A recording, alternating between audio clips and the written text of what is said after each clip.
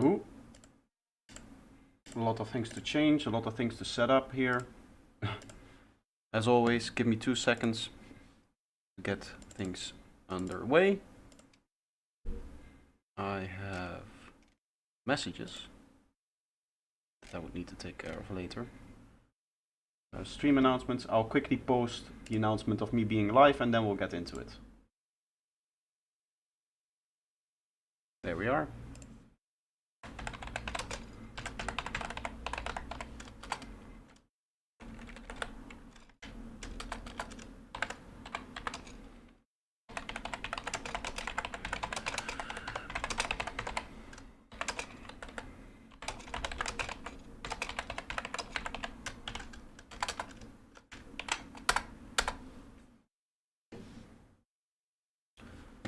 Okay, welcome.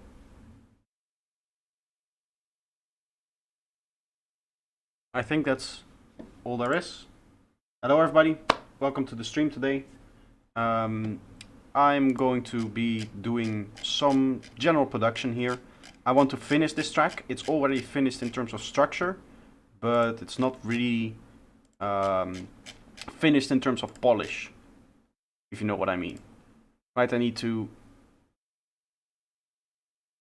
How would I say this? Let's first delete the notes. I need to do all of the detail work on this track. So it's there, the idea is there, but it's boring, in my opinion. So what I did yesterday was, I worked on this track yesterday for a while in private. And I worked on a whole bunch of different like vocal shots and vocal effects that I wanted to add. Hello everybody, welcome. Seeing some new people joining in today. How's everybody doing? So that's what we're going to do. We're going to work on the details, and the way that I want to do that is just to listen through together, and I'll take notes as we're listening along.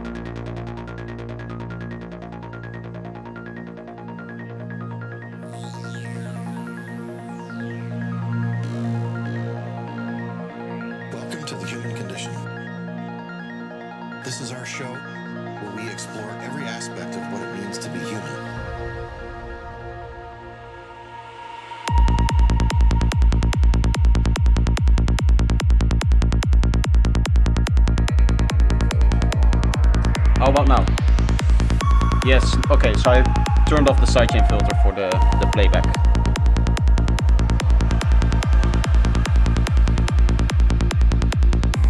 Lost in thought.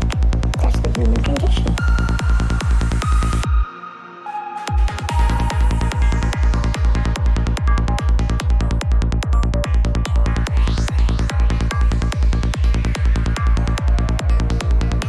Perfect, nice.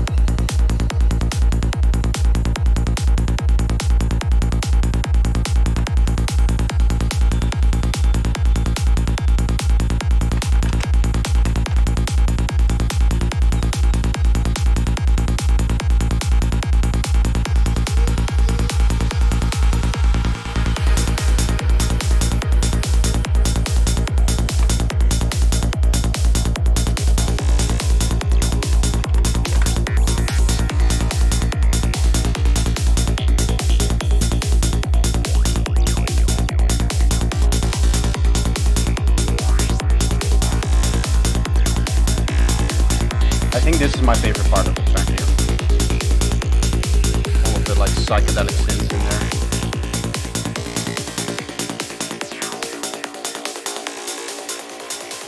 This is our show where we explore every aspect of what it means to be human.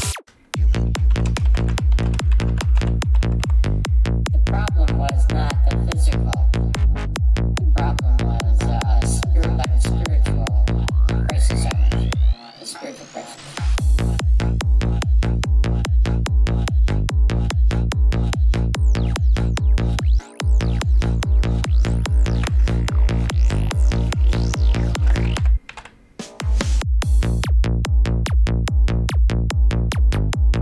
I can't really describe the anguish of the soul. You know, you read about the black-headed soul. It was like that.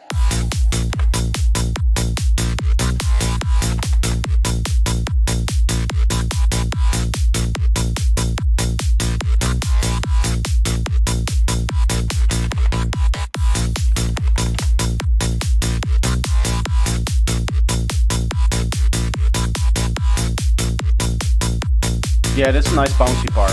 Lost in thought. That's the human condition.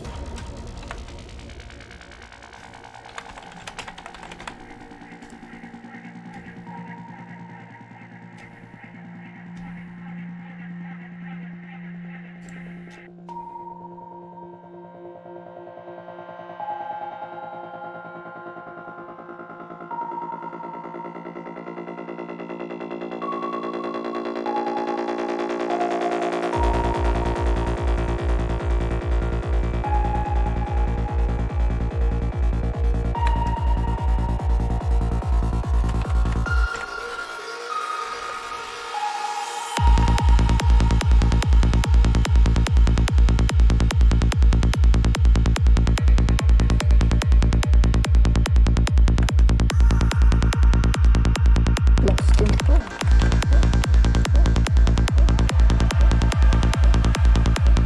That's the human condition. Human condition. Human condition. Human condition. Human condition.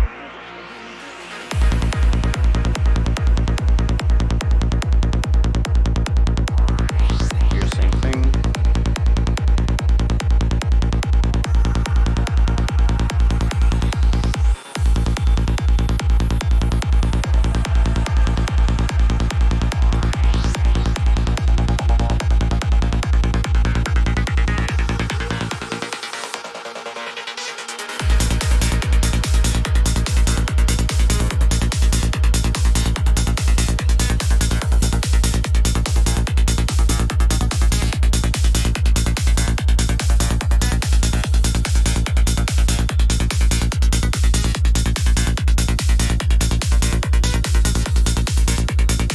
This is our show where we explore every aspect of what it means to be human. Let's quickly turn on the live enhancement suite. I can move around like this with middle mouse. It's very nice.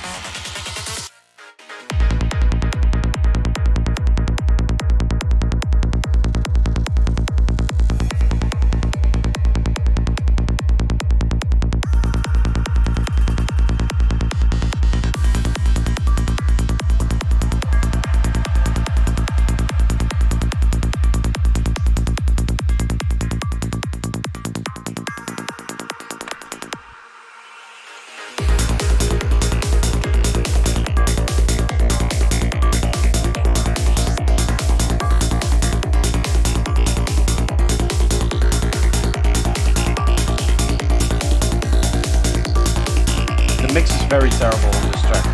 Listening to it now. Tell me my Italiano friends having lunch and watching. Still having lunch? It's almost 5 o'clock for me, so it's a little bit on the late side.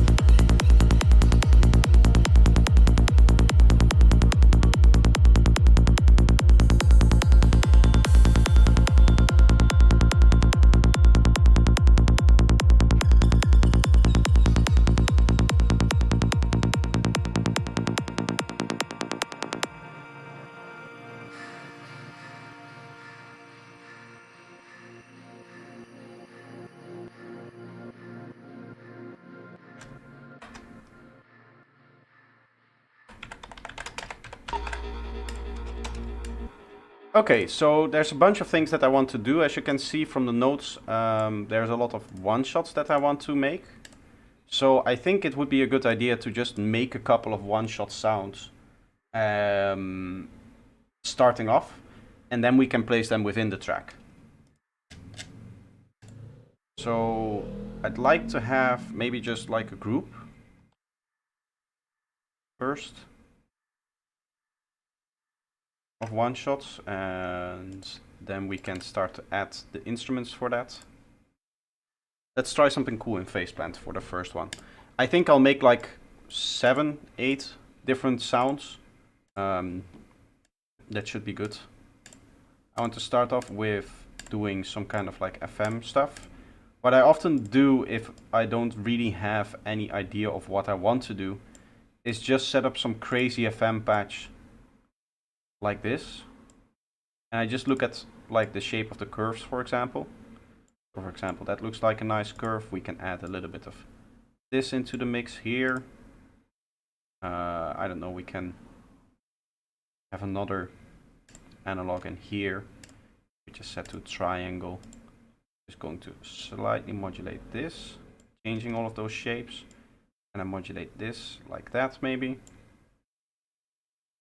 And we'll try maybe having this shape like that a little bit. And then we can also take this shape and assign it here. And move it like so, for example. So now we get like a waveform out of that, a very strange tone. Hello Mindbee, how are you doing? Isn't there? Yes. Okay. We'll go bandpass. Let's have a listen to what this tone is sounding like.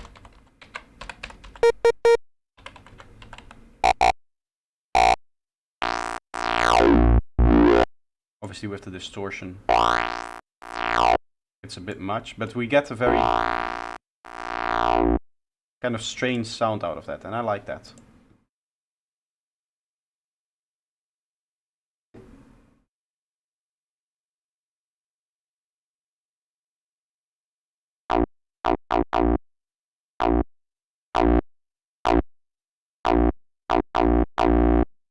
Okay, we can add a bit crush on there.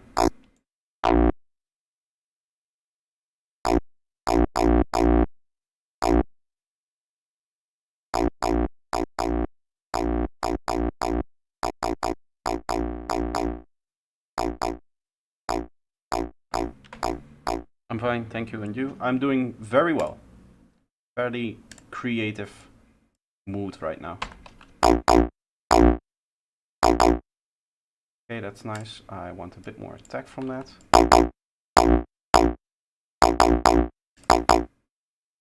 And then we'll add some cool effects to it.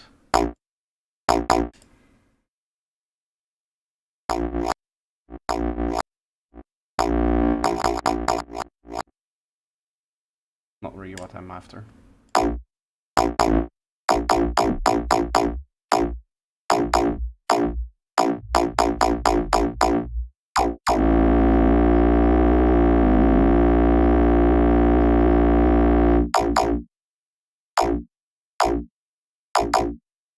That's cool.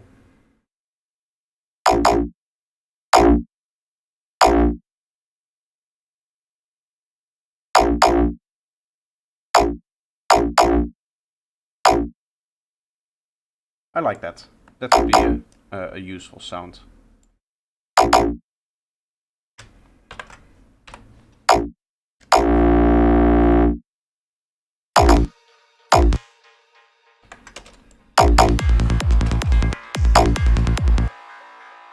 Okay, so I think it's a good idea to quickly just go like echo on there, so I have an idea what it's going to be.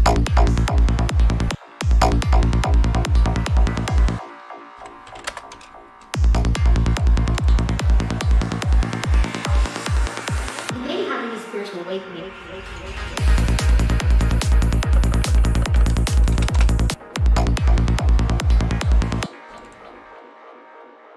I feel like this track is a bit muddy.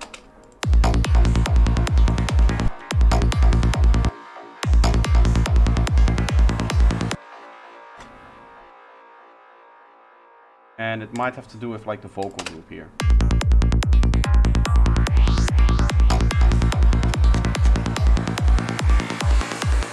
You may be having a spiritual awakening.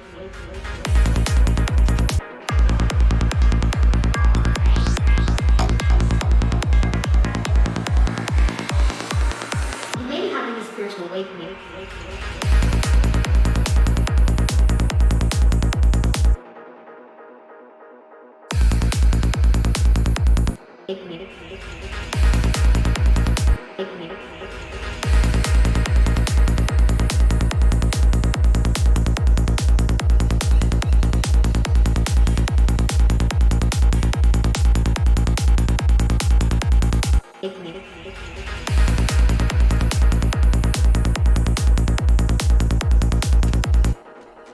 May work, it may not work.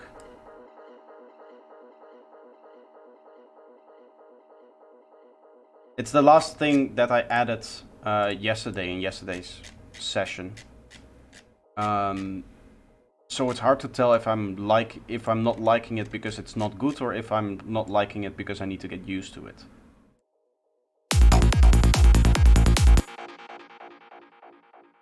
Here we have Serum. Let's just do like a classic 1 beat squelch or something.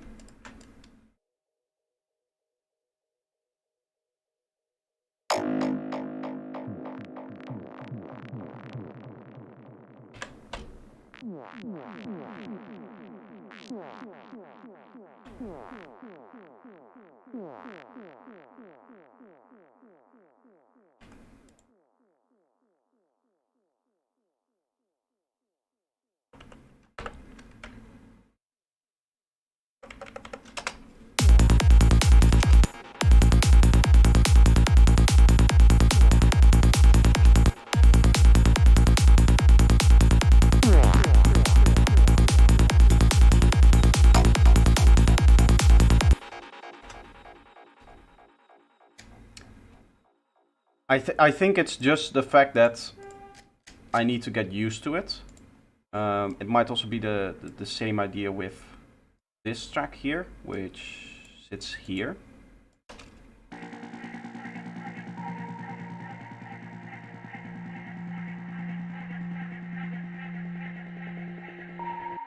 If you have to get used to it, then your first instinct is it's no good, right?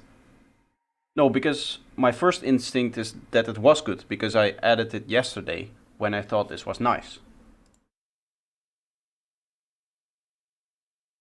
It's the same with this sample. This sample really doesn't sit well on the track right now for me.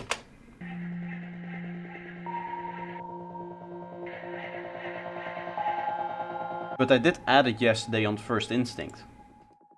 So maybe at that point I was having ear fatigue, or I was just not in the right mind space to actually produce something that sounds nice. There's a lot of different factors that can contribute to whether a sound fits the track or doesn't. Oh yeah, I have these new wavetables from Dada. Nice, cool stuff to play with.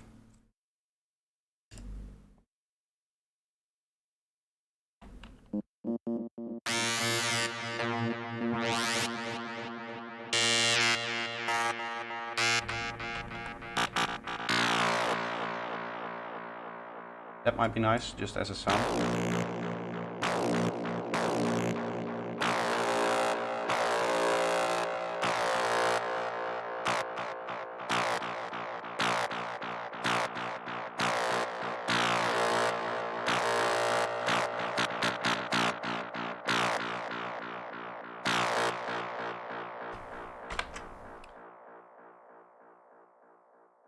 By the way, welcome to the stream.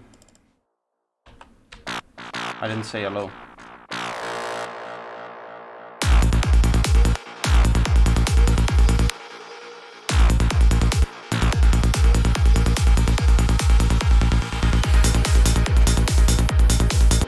Like, I remember this vocal being much more out there as well.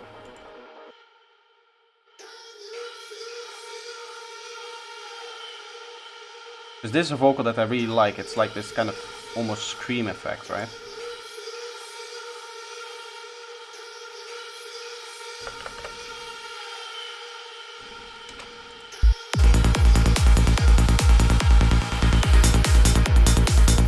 then again, there's stuff happening here in the mix as well.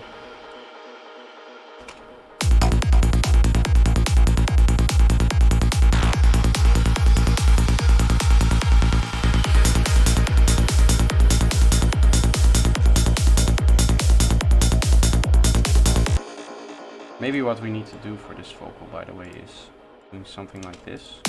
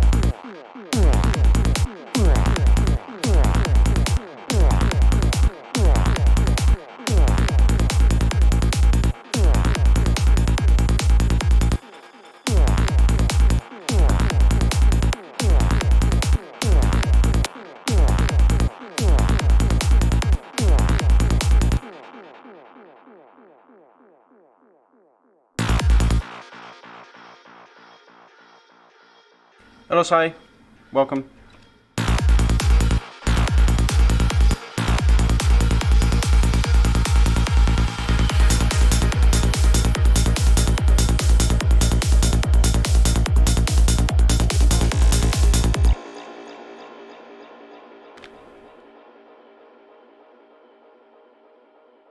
I don't know if my microphone picked it up, but I heard something like a loud bang while wearing headphones and the track was playing. I don't know if the stream picked that up, but there was definitely something there. Strange.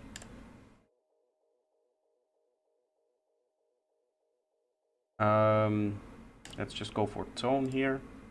Quick and easy.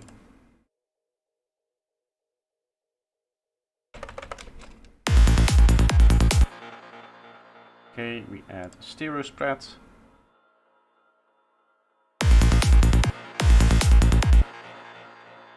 This thing has a DC offset.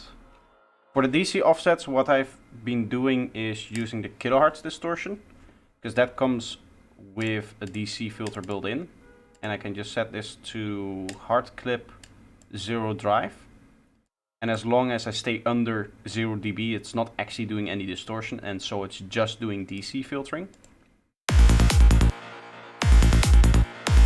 So now it's in the middle, and if you go like here, you can see there's a DC offset, right?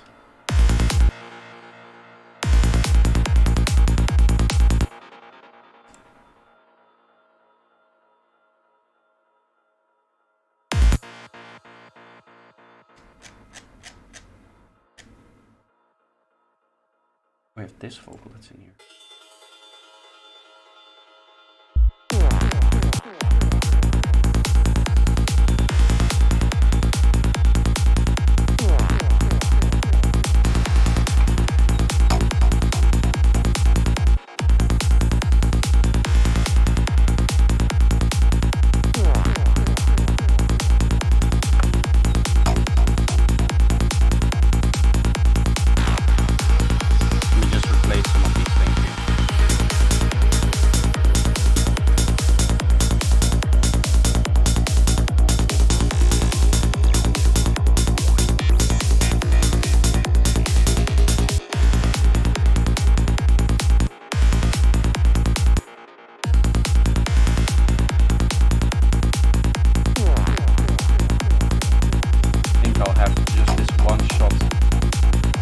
One shot here. Having a spiritual awakening. it's like starting off slow with one shot in there, and then we go to more here.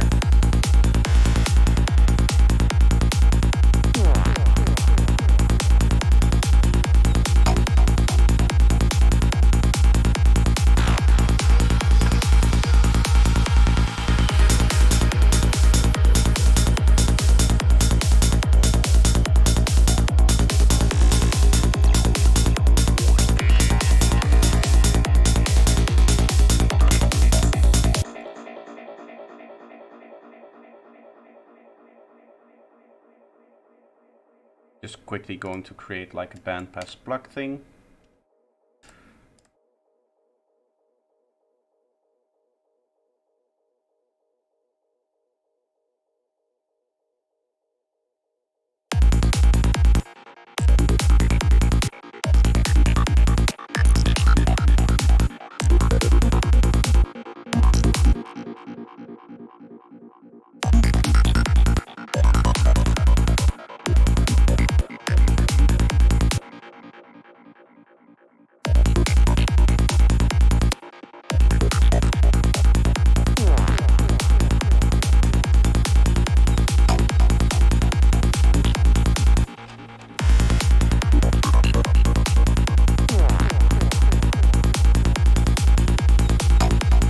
How big is the psytrance now since the 90s? Before it was Propaganda, Casol, Destination Goa, Atmos and more.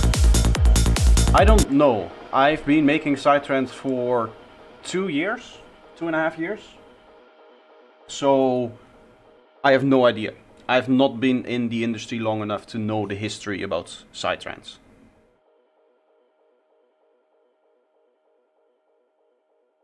It's kind of funny because I've been, with the new thumbnails that I've been making, right? I went back to all of the old videos because I have to look at the old thumbnails. And I can actually show this probably. Let's go new thumbnails. All of my old thumbnails. I had to download all of the old ones here. So I went through to see how many videos I made when. And I started making videos at the end of January 2020. This is the first psytrance kind of trick that I showed. I think about a year before that, I'd never made a psytrance track. And I really didn't get really into psytrance for, well, how long would it be? I think half a year before I started making videos, that's when I really decided to get into psytrance. And from that moment on, it's just been, I mean, I've been making videos, I've been doing this kind of content, I've been doing everything.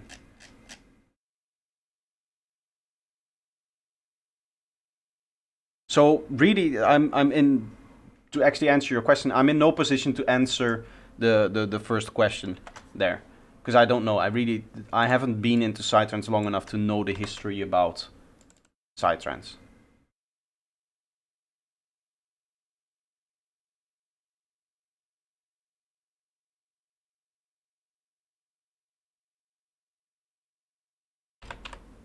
Nope.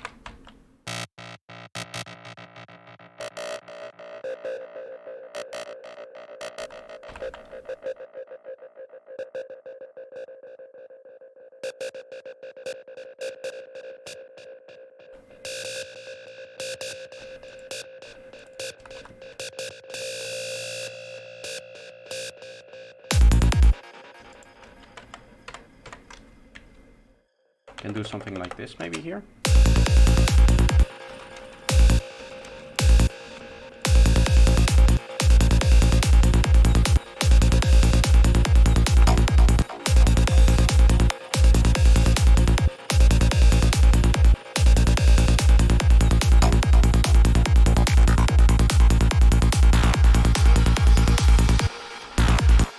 I think this sound is maybe a bit too aggressive in its modulation.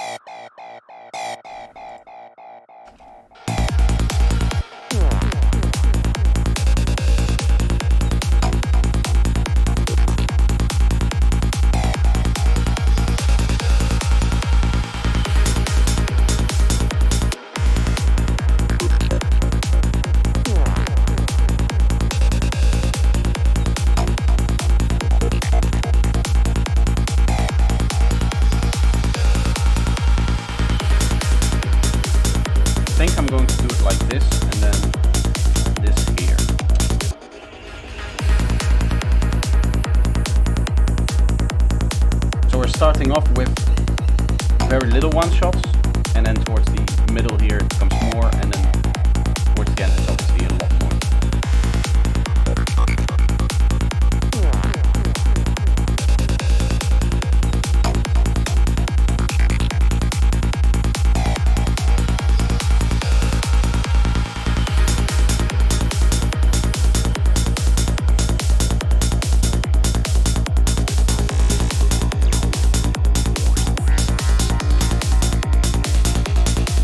We can technically just copy this over to the parts where we need more one shots, like right here.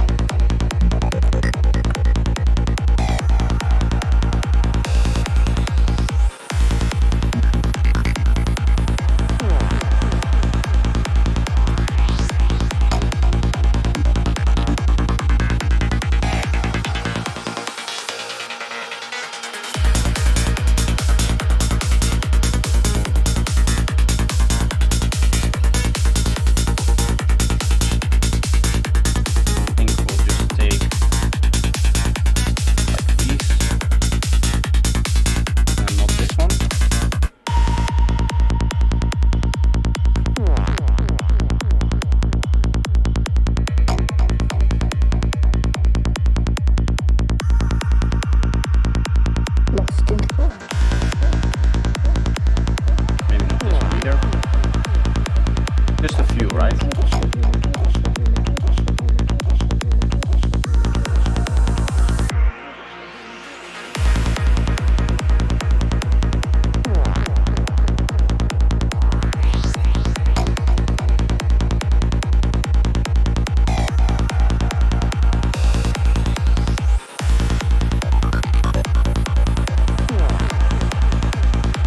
Here's done.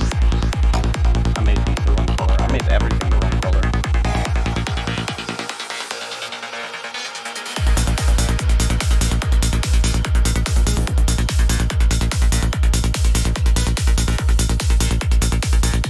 Here I want to remove the snare from this part. It doesn't really make sense to have a snare there.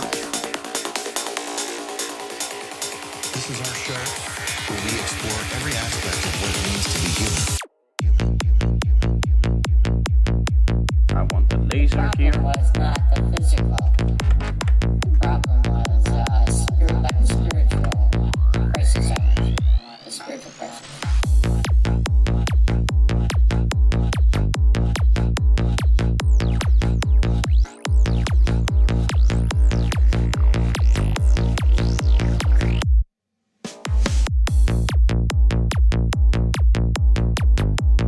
I can't really describe the anguish of the soul. This is the same sine clap thing that we used for the Mind B collab. I got it from this project here. This sine clap, I think I've used it on like 4 projects now. It's this nice, sharp, kind of clicky feeling, which I like. I've heard it. Where did I hear it? I think it might be on Live Frequency, the second drop of Live Frequency by Outsiders and Liquid Soul, right? I don't remember. But I heard it somewhere and I was like, I need to recreate that. And now I have it, and now I just copy it over from track to track. I wanted to add a ride here. Because this now is the same as this here, and the ride would be nice on the kick.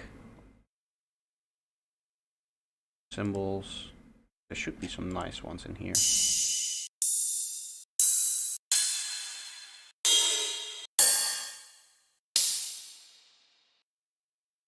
All of these are like very long. That's never going to work with the snappiness and bounciness that I want for the track. So we just need to modify them, like maybe like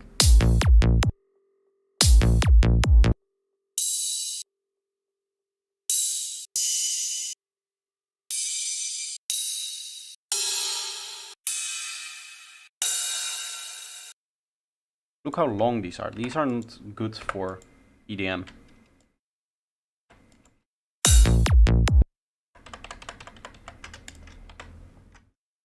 Just going to layer it on top of the main parts of the kick. So. I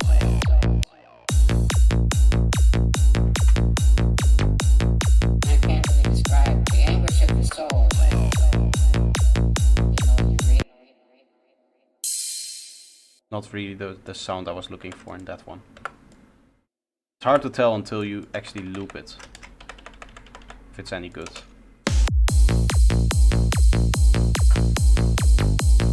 I can't really describe the anguish of the soul.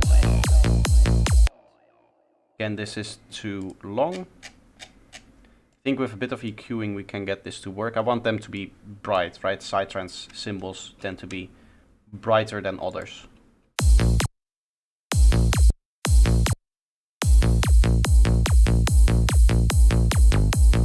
I can't really describe the anguish of the soul. And then, well, we don't have to use any utility. We can just LFO tool this. That would be a lot easier. One of my favorite tracks. Yeah, same for me.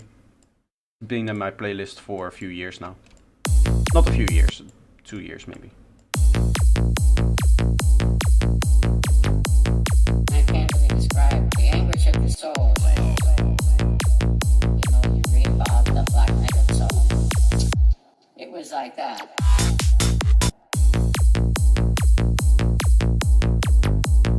I can't really describe the anguish of the soul. You know, you read about the black naked soul. It was like that.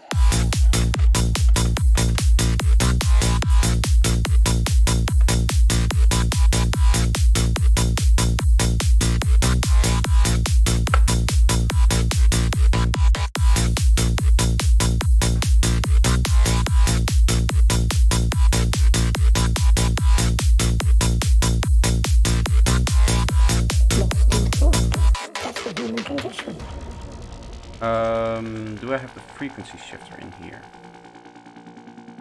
Nope. I need to sit down another day to finish the menu thing. Have all my plugins really in there. I've downloaded a bunch of new plugins as well since I made it, so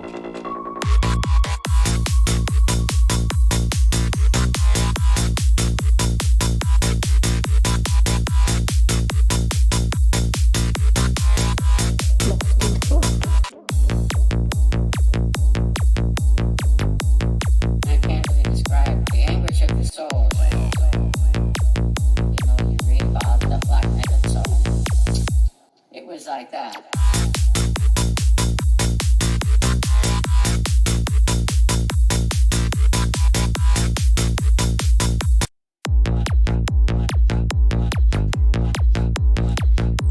done these. I want more filled things in here. It was like that. I think I'm just going to go for an offbeat kick here. And thus an offbeat laser here. Soul. You know, you read about the black naked soul. It was like that. It was like that.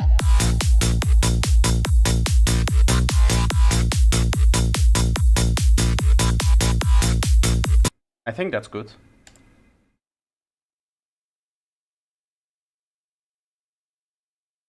Can I ask you where you get voice samples? Well, that's like my secret sauce. Hello, side. You take in artist and record. No. I have done that in the past. Specifically, I looked for voice actors, which didn't come in to record in like my place, because this isn't a real studio. This is just my bedroom. What I did do was ask them on like Fiverr, which is not the best website, by the way. That's quality wasn't 100% what I was looking for. But I did end up with a good amount of voice samples from that exchange that I have used to create the whole album that I recently put out. Other than that, I find them in secret spaces and secret places. I have my own techniques and methods. I always say that it's the one thing that I'm not going to like divulge the process of doing it, because it is, as I said, it is the secret sauce to what I think makes my track stand out, is my use of vocals. At least I hope that's what it does for people, because I like to storytell throughout my tracks. It is important that for me my tracks are a little bit unique in that way, right? That there's no market competition with a lot of people making the same kind of tracks that I use, using the same kind of vocals that I use in that way. Did you also check out the Canon M50? It's also good. When it comes to cameras, I haven't looked into it. What I did is I quickly went on Amazon, found like a decent camera, saw, okay, it's $500. I'm gonna need around $500 for a better camera, for a camera upgrade. So then I just set that as the goal for the donations.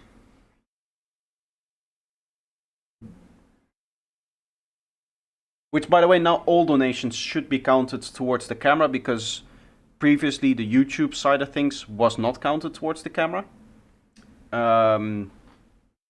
What would happen is the YouTube chats are like their own system, and so they weren't picked up by Stream Elements.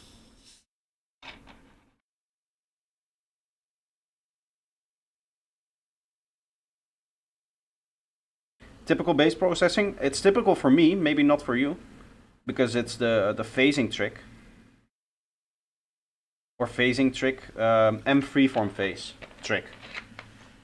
Which is typical for me to do, because that's the standard way I've been doing it for, I would say, half a year now. You can check whenever I put that video out.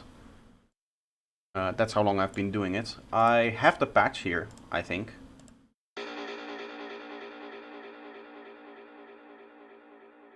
Yeah, Serum just does basic patch stuff. This goes to filter cutoff. It goes to multiple things. It goes to a dimension.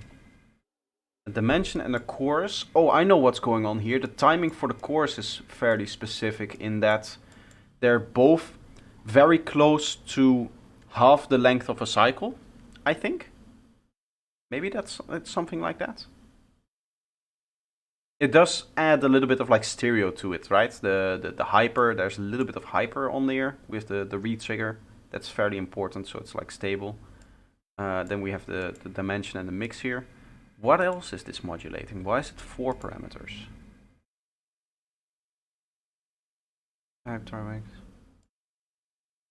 Ah, the other filter, which is turned off. Okay. Yeah, and then this is volume, and then this is second volume, which comes in later. Oh, I separated the sub bass so the sub bass doesn't go through the filter. And I could set its phase.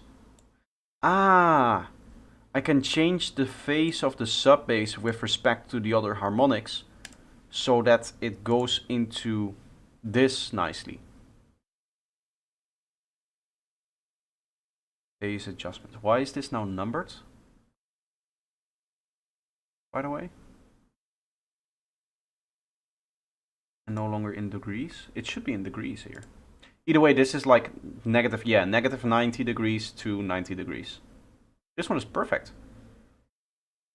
I usually never get in the perfect value. And then there's some EQing here, some pretty aggressive EQing to get the transient out.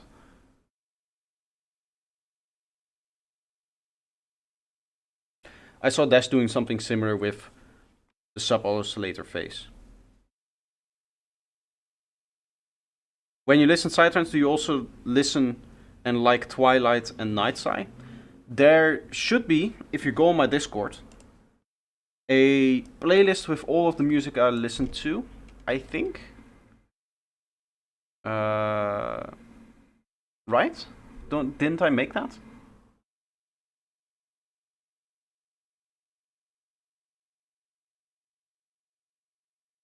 Should hopefully be somewhere. Instagram post. I never done anything with Instagram. Music. This is my music. I didn't even post the album here.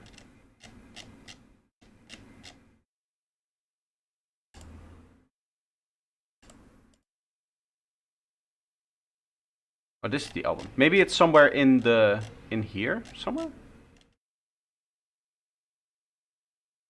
Either way, I have a playlist on Spotify that should be somewhere. That's where it's all of the tracks that I listen to are. I go to projector on Spotify here. And then I go to... If you then scroll down, you can see psychedelic favorites. I'll link the playlist in chat. Will you make Twilight or Night Sky in the future? Maybe. I don't know. I need to have the inspiration for it. It's not... If it doesn't come to me, then I'm not inspired for it. Right? With the challenges, that's when I get to experiment and do stuff like that. Because with the challenges, it's not really a production that is supposed to go up on the projector channel or the projector artist page or whatever you would say. Because when I'm normally producing, when I'm doing stuff like this, I am also, I would say, a little bit constrained in the sense that there's going to be a group of people who know projector for the music that I've been making up until this point. And if I were to switch to something like Night Sky or Twilight or something like that, then it would not be what those people expect. So I do feel it's not like pressure or something like that, because this is the music that I want to make as well. But there is always the idea that I need to stay within a certain niche, so that people who enjoy my music up until this point don't get blown away by this new thing that I'm doing. If that makes sense. So that's why I like doing the challenges, because I get to explore more. And that's why also in the future, once I'm done with the whole thumbnail and rebranding stuff that I'm doing right now, I'm going to work on setting up the experimenter.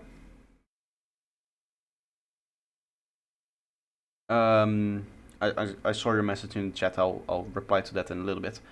I can set up experimenter, which is going to be the place where I post all of the finished tracks that I'm going to be making from the challenges. So I have an extra outlet. Almost like a secondary YouTube channel for YouTubers. It's going to be a secondary artist page for all of the stuff that I do within Psytrance that isn't really projector. So we have projector and then experimenter, and then experimenter will be all of the experimental stuff that I'm making. That's why I kind of settled on that name. And I'm not going to do any like production around it. There's not going to be music videos. There's not going to be how should I say, there's not going to be elaborate artwork done for the whole thing. I'm just going to plump in like an AI art, or maybe not even that, and just put it up there. So that it's quick, right? I can make a track in the challenge on Sunday, and then I can post it on the Monday after, and then on Thursday I can share it with the group and everybody can listen. At least for the SoundCloud part. If I'm going to distribute, if I'm going to take experimenter to, like, it depends on what level I want to do. Do I want to just pop it up on SoundCloud and Bandcamp and call it a day, so that it's the quickest possible and I don't have to concentrate on it? Or do I want to also spend the time distributing it? Because that's another hour of work that I just need to put in there, and I don't want to have to do that for every Sunday or every challenge that I decide to make, right? Because then it becomes, I'm then losing focus on the things that I like doing, which is projector side of things. Experimenter is just something apart. That is like a small passion project that I want to do in the background every once in a while. So if I want to have it on Spotify, first it takes me a month to get it on there. And second, it's just, it's extra work that I don't want to do, because then you need good artwork and stuff like that, and all of those things need to be in order. They won't just let you post AI artwork on Spotify, I think. At least my distributor, I think, has a policy against that. Low quality effort artwork, as well as productions. They can...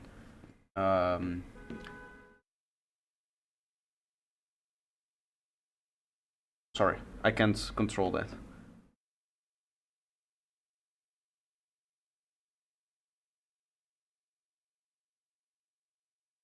If you want something that's a bit different. Well, see, that's the point. I'm not looking for something a bit different. I'm looking to, because that's what we do. Every other Sunday I host a challenge, right? And we have a sample or some creative idea that we need to do, which we still need to figure out for this week, by the way. It's in 2 days, so we still need either a sample or some other challenge that we can do within the 3 hours.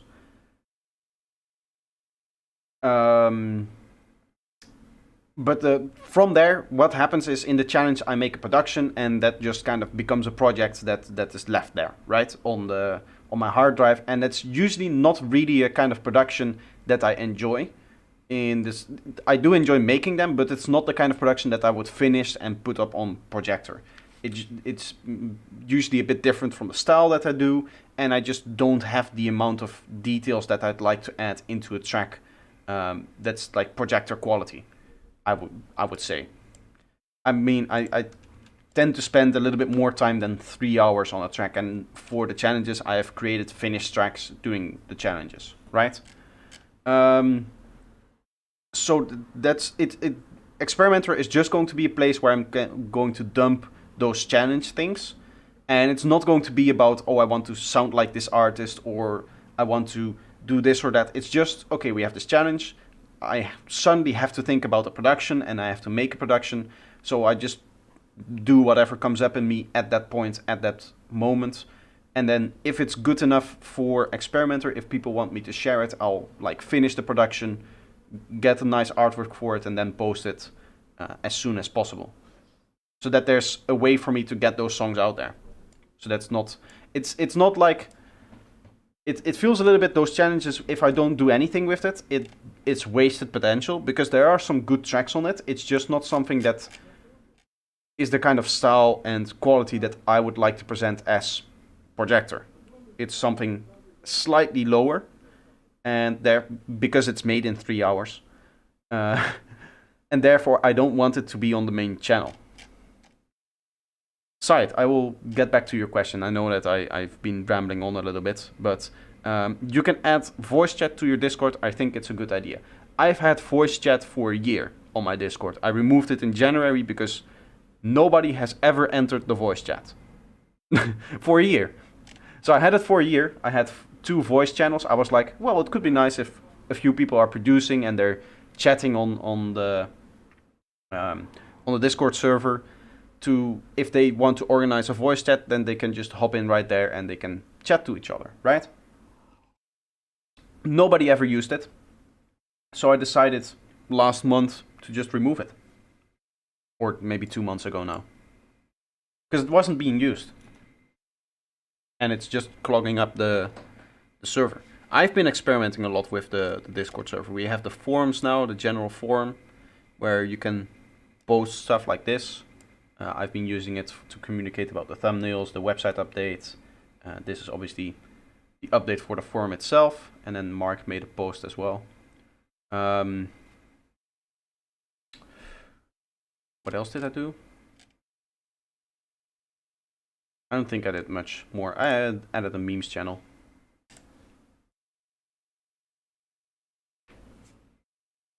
Sometimes I just have the moment where I go over the Discord server and see what are all of the things that I would change right now, right? So that's when I do it.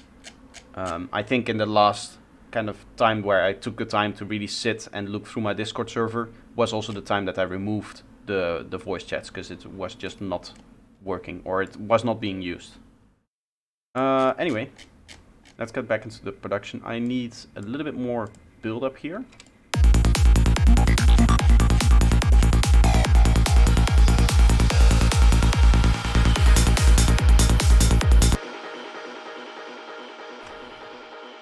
I think just like a nice big riser.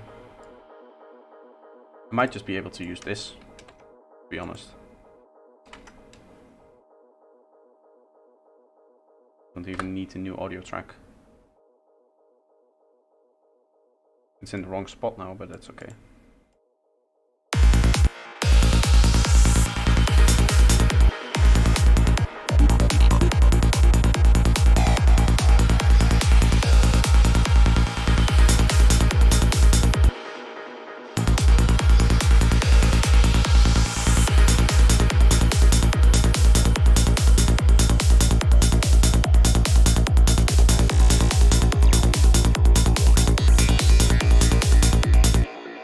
that's good enough. It's not the final mix, so it's a little bit loud now, but that's okay.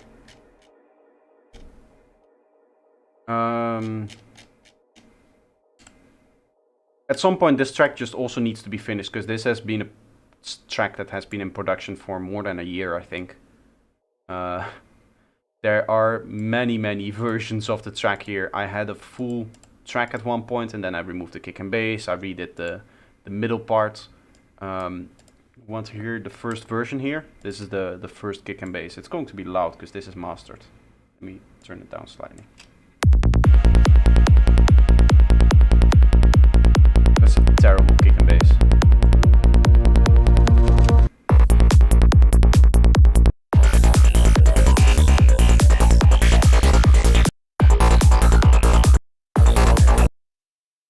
And then there was like this.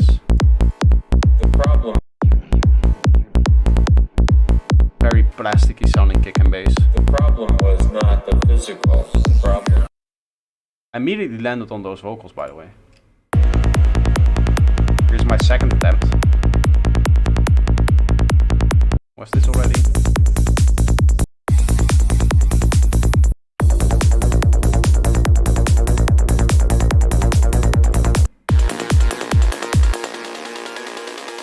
This is our show where we explore every aspect of what it means to be human.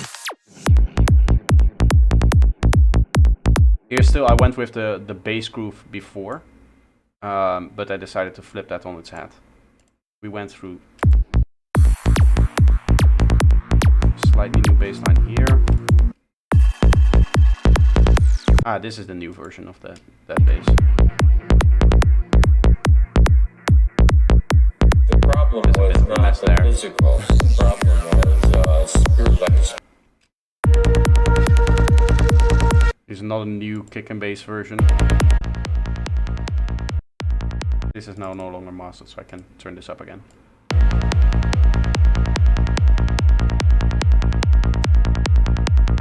This is the last kick and bass, which I now replaced with a little bit more aggressive sounding kick and bass.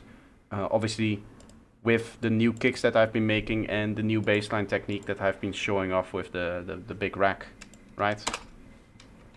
Is this.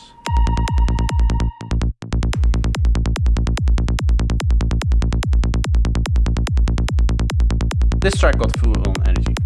Yeah, that's kind of the style that I've been going for. It's I would say that I'm a little bit more full on than Asterix, but a little bit less than who would we say? For example, Burn in Noise or something like that. Right? I feel like I sit a little bit in between. When it comes to style, I'd like to be right where Outsiders is, in kind of the spectrum, progressive, full-on kind of feeling. In between Asterix and Avalon. That's also good. Yeah. I would say Asterix is, within all of the big artists, the one that looks the most at theming. Right? He can have a track which is fully themed, and it's fully unique elements and not really that many psychedelic elements in there. It's obviously clearly classically psytrance, but he always tends to use elements that we don't really see as like psytrance elements. There's not really there's the kind of like classic squelches, the classic bass plugs. There's a few of them, and he will sprinkle them throughout his track, but it's mainly like very unique kind of elements, right? And then there's something like Burn in Noise, which I associate a lot with just using the kind of classical psytrance elements, the psytrance synths and that kind of thing.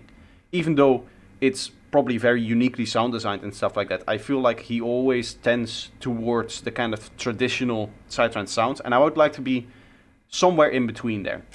And that's why I have these kind of strange plugs in here in some cases, and in some other cases I have, you know, the very classic psychedelic kind of things like this.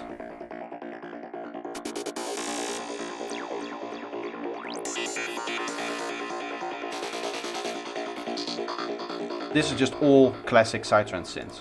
But then we have, say, a plug like this, right? Oh.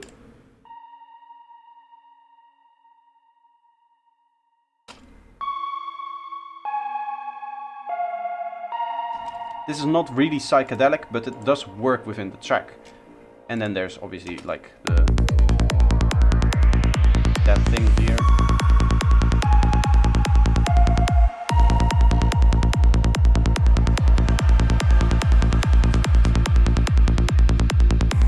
Lost in thought. That's the human condition.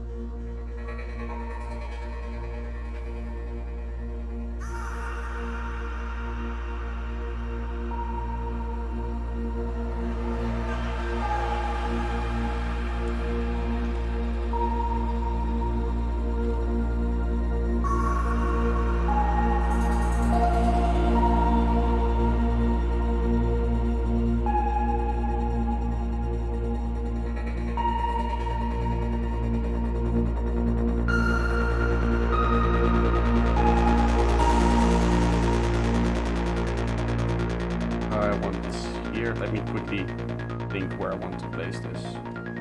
This is 13, so it goes there. But then this is sitting on this one. That's okay, this is high end, this is like mid-range, so that works.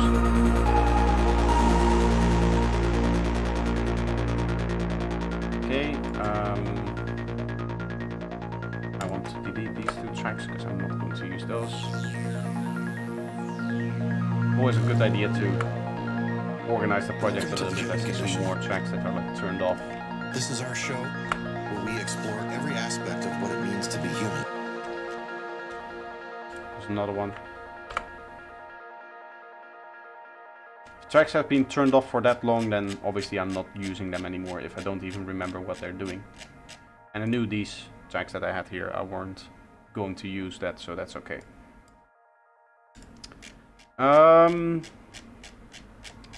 I think in terms of the effects in here, that's pretty good. I wanted to try one more thing here, actually. I'm scrolling back and forth, I know, but it's whatever. I think this is the... Yes. It's almost like a rave vocal, I would say. Having that right here.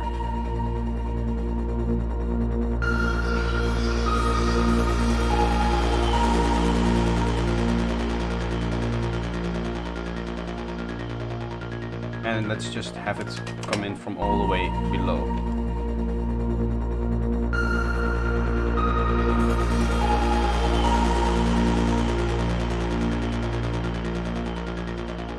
So now it's like themed throughout the whole track because it sits in every drop and also the intro.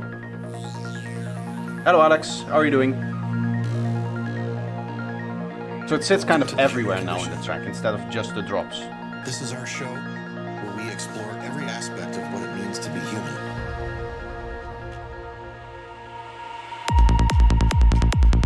So we can cross these two things off. We're almost finished with the production here actually. Okay, it's a few more one-shots there. Better fade on this part. And a better build-up and more stuff in here. Lost in thought. That's the human condition.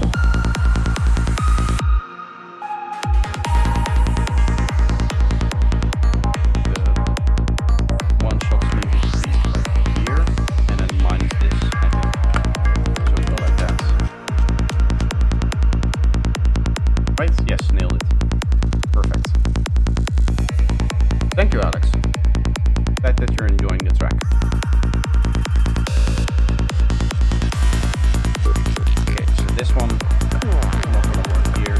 Probably also not there.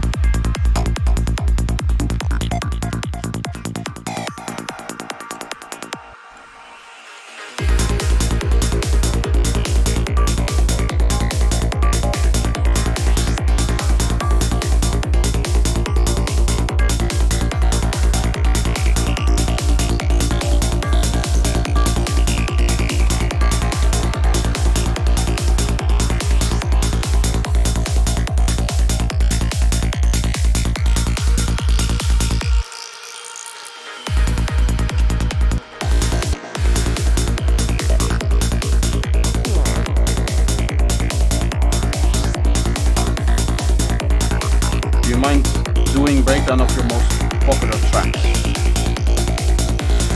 My most popular tracks are very, very old. I wouldn't say those are my best productions. But we can have a look at them. How would I even measure that though? I would need to go through all of my social medias or all of the different spaces that I have. I am still planning on doing breakdowns of requested tracks from the album.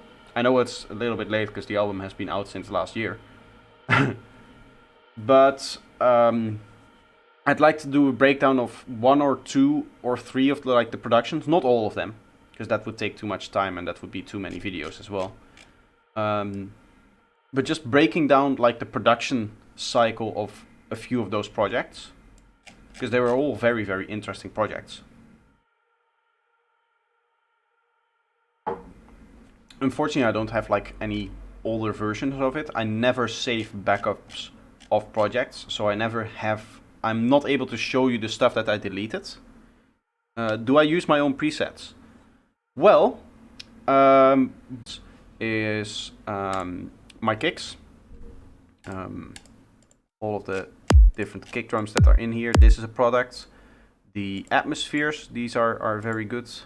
Different atmospheric sounds here.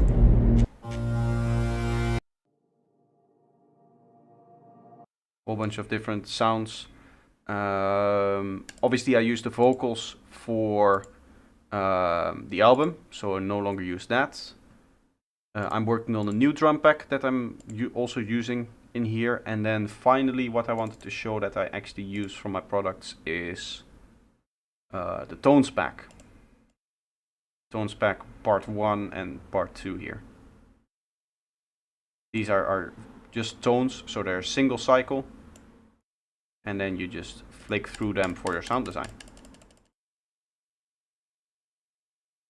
And I use this a lot because I can just load up a tone and then play it, right?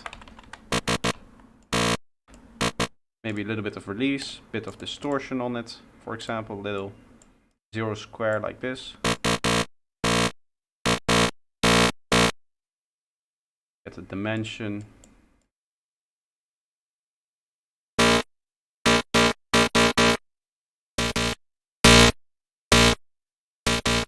And now you have a one shot, right? So that's where the tones pack come in, and I can just flick through.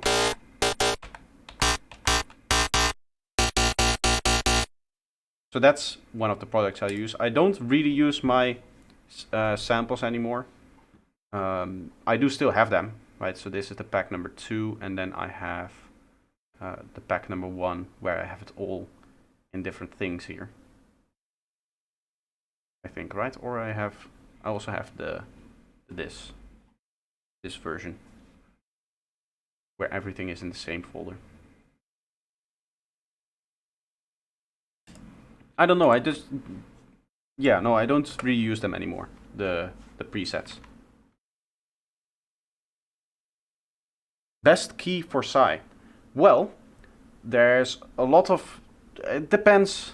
If you're going for a darker psytrance track, I would recommend F sharp or D sharp. Those are the most common ones.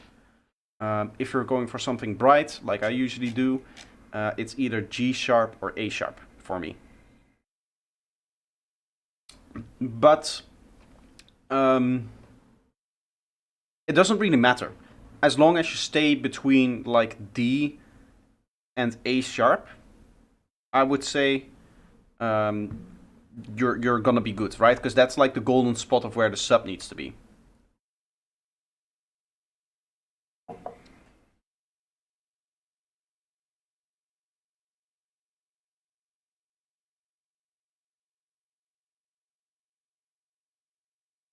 And the only thing that you're really doing with the key of the track is just determining the kind of brightness versus darkness. D sharp is a very dark key, and A sharp is like the brightest psytrance key, like this, right? It's a fairly bright, uplifting track.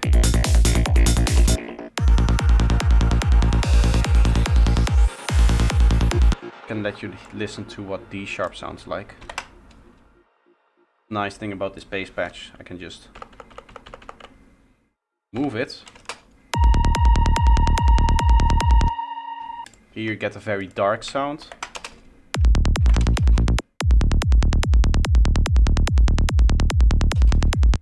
And then you get a very bright sound if you want as well, which is the A sharp that I use for this track.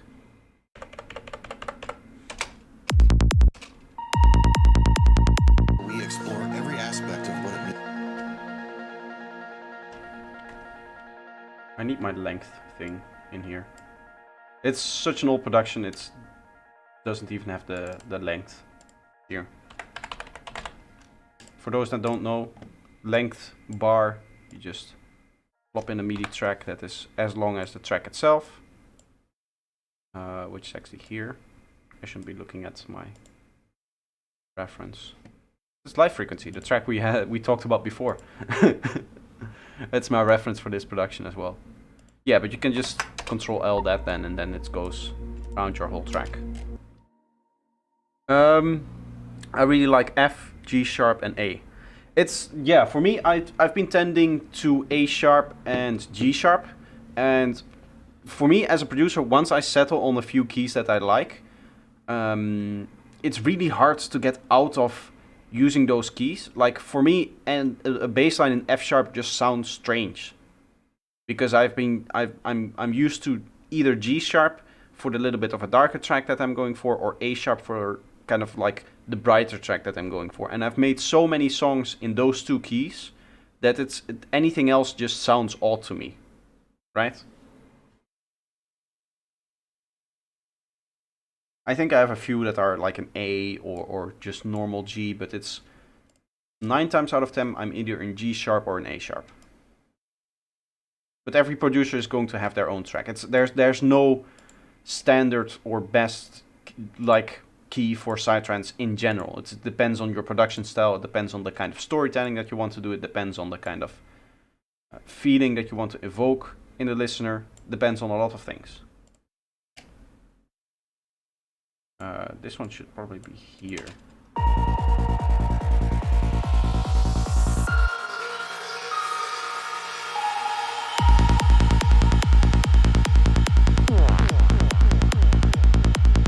Is this the same as this?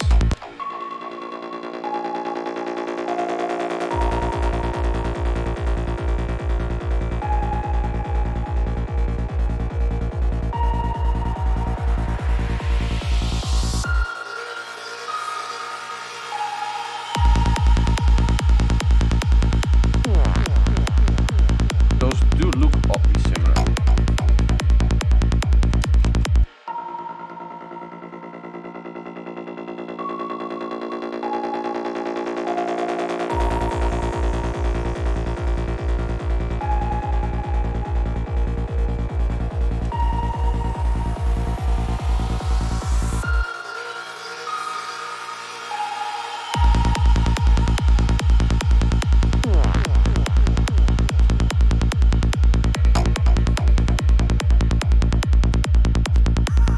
Want to try what happens if we do it like this.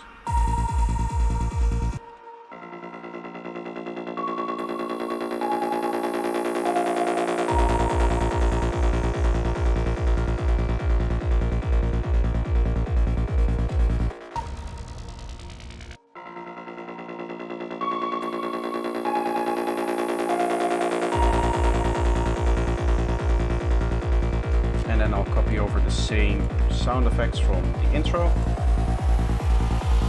That can fit.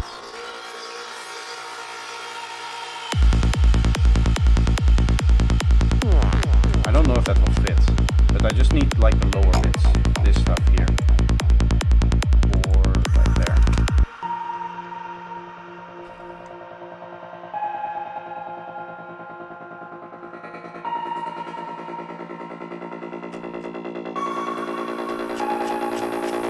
Right, no, forward.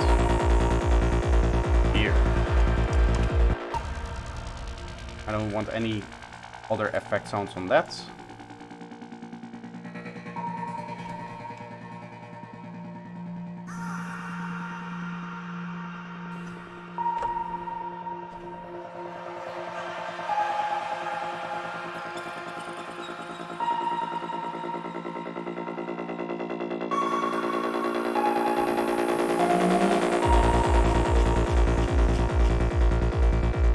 Something like this, I think.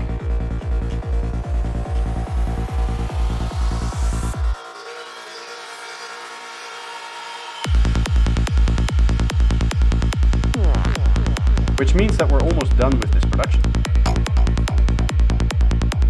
I know it still sounds terrible because it's not properly mixed, which I'm not going to do today. What I'll probably do is, once this production is finished, which I mean, you just need to fix the fade out here, it's a bit long. Once this is finished, we can just go into another project or something like that.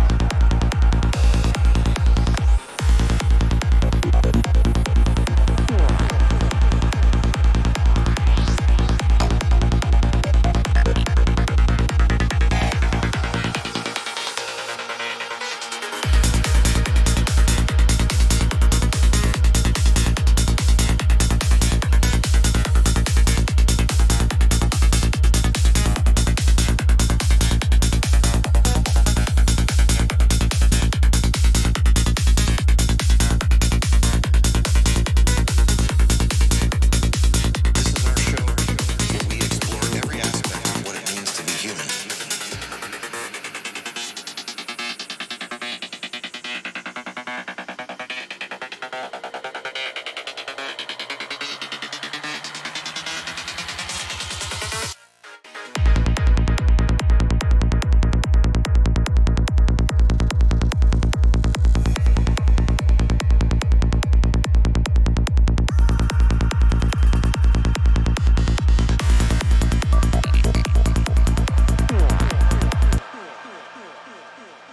Want to see the fade out here, and then we can say if it's finished.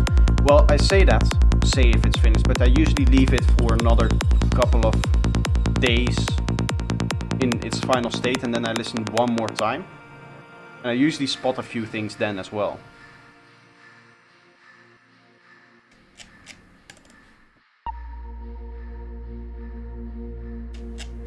Right now this breathing thing is obviously too long here. So we're gonna have that come out like so.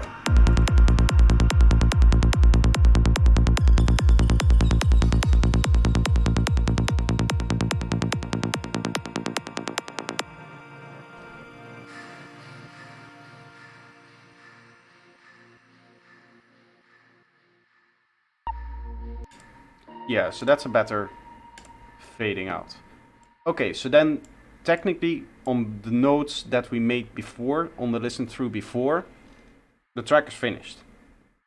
It's obviously not mixed and not mastered. This is production stage still.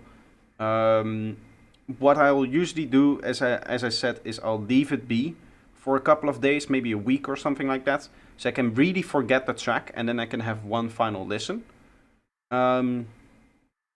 That does mean that this track is right now like at the end of its production stage, and I really cannot move on. I would also need to do like mix prep, which is the most boring thing on the planet, and you guys wouldn't want to watch me stream that. So I'm thinking of just switching to a different project. Let's see what I can work on. Okay, let's first save this. Very nice, thank you. I think the next one is 71? No.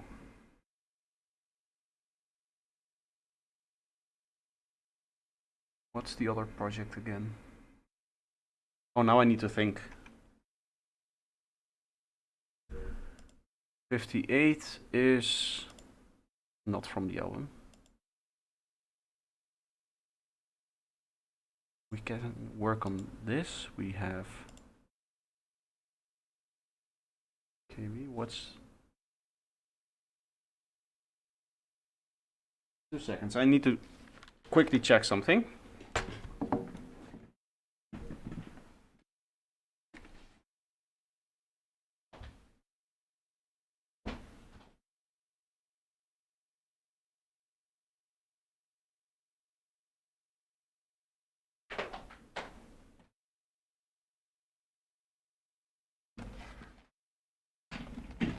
because I have all of the tracks saved on my phone.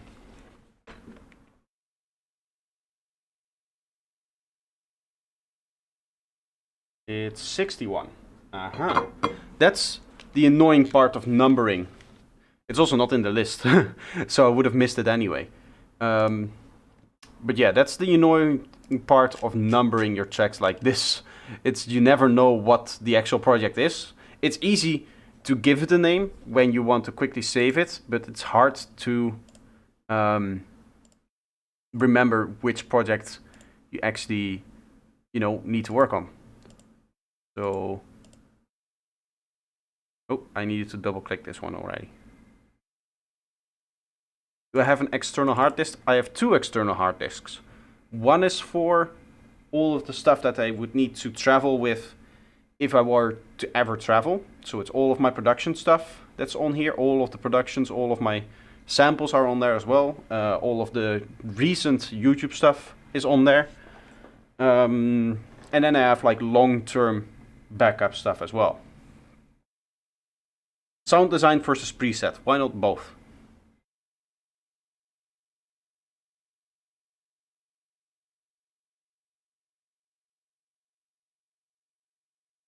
It's still loading. So yeah, I do have two external hard disks. One is like 1 terabyte, and the other is 3, 4 maybe. That's the long-term backup stuff is 3 or 4 terabytes. Okay. I'm gonna have you guys listen to this.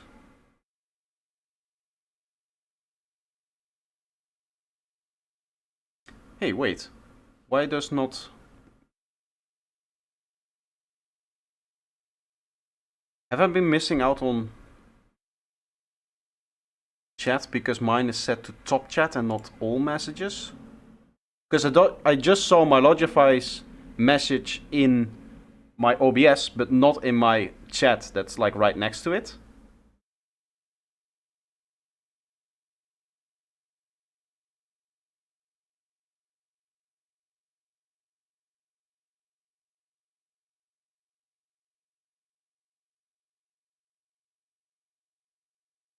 I have a Euclidean sequencer. Isn't that the thing that you already sent in my Discord? Isn't that this?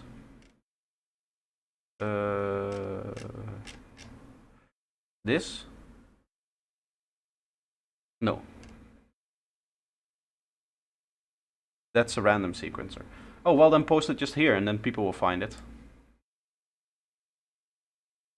Yeah, as I said, I'm going to take a quick break. I'm going to have you guys listen to this track. I'll be right back and then we'll get into producing this stuff.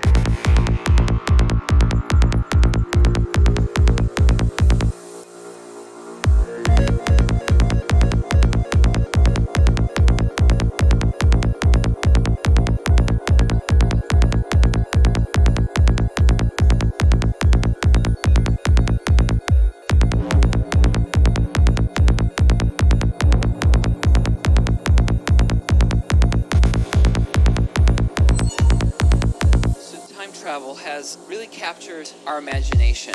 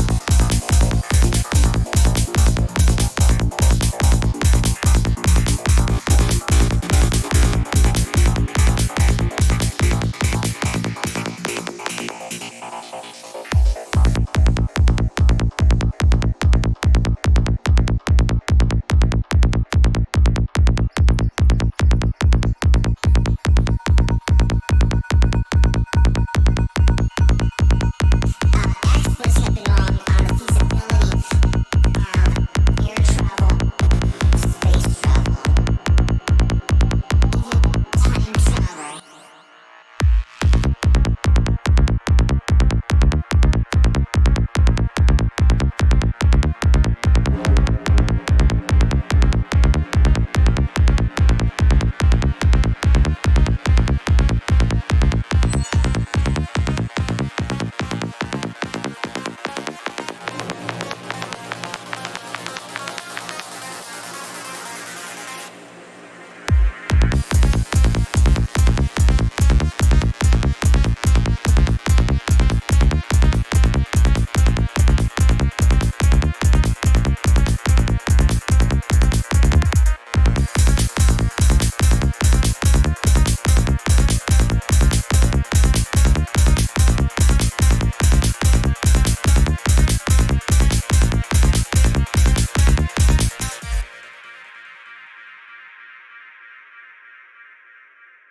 Well, do you guys remember how I need to reset some of my timings on some plugins when I open up a project?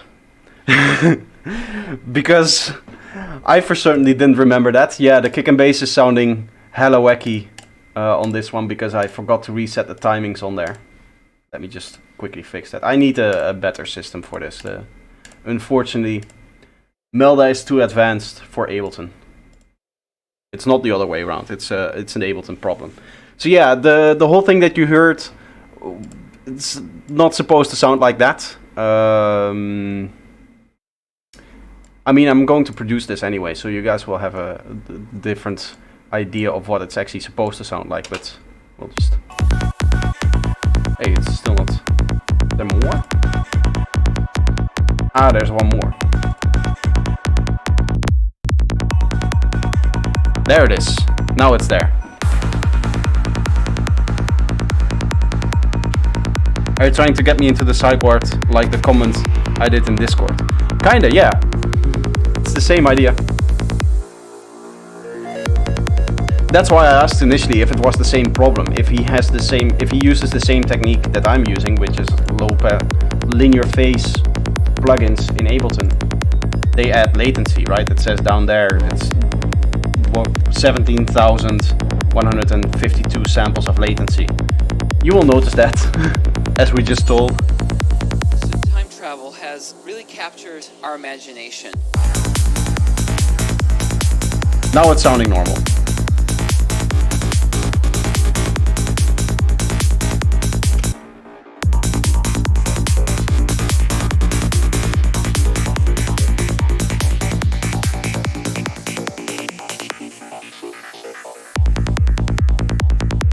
A bit weird though. I've been using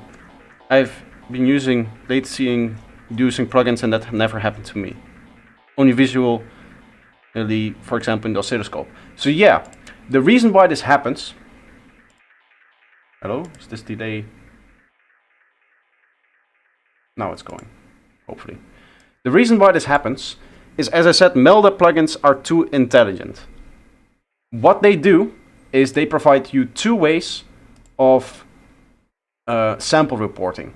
It allows it to just internally report the latency, or externally report the latency. Just have Ableton calculate the latency, or have Melda do it itself and then just report it, right? So there's two ways that the Melda plugin allows you to do it. And Ableton really thinks that it opens up like this. Well, instead it opens up like this with the latency report enabled. So what Ableton does is it calculates the latency double for any Melda plugin that opens up like this. And I've brought this to the attention of the people at Melda. They say that it's an Ableton problem. Of course, plugin delay compensation problems in Ableton. It's usually not the fault of the plugin manufacturers. If I'm gonna be honest, it's an Ableton thing. When you render a track, isn't there a problem with the final audio if you don't change it? Yes, it's very noticeable in the final audio as well. But it's, yeah, essentially it doubles up on the latency that it applies to plugins within the chain. And because Ableton chooses to do per track latency compensation, or I think even per project maybe, just like all in once, instead of a per plugin basis like is the standard in any other DAW, what happens is that tracks just get misaligned with each other, and that's why we heard the kick and bass so strangely in the track. This can all be fixed by using a different DAW. Makes sense. Probably never experienced it since I don't really use the Melda plugins. Yeah, I could also fix it by just moving to a different plugin for my filtering, because that's really only where I use it. I mean, I have this one linear phase thing on here, but I think this is an old remedy of like a very old part, because again, this is a very old production. I think this is more than a year old as well. I think you can change that with their TXT manipulation thing. If there's a way to fix that, that would be very nice. But I've heard it from everyone. Ableton plugin compensation is just broken. Everybody has issues with recordings, you know, when they start to record their master output of the recording. Instead of starting right here, if they were to record here, they would start recording and there would be like a bit of silence, and then it would just start placing the kick right here, right? There's issues with if you go into SizeScope or LFO tool or something like that, with it just not lining up. I think I would be able to just show that here. If I put an LFO tool on here, I'm almost certain that the kick is not going to be playing right here where it should be. Yep. All of these issues, right? If we can solve all of that with a TXT thing, then that would be nice.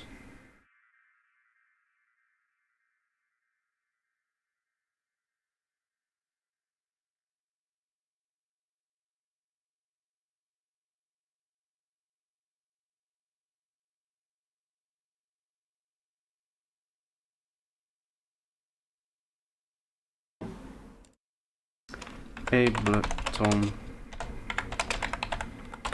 options.txt file. I think there will be just a list of commands that can be in there, right?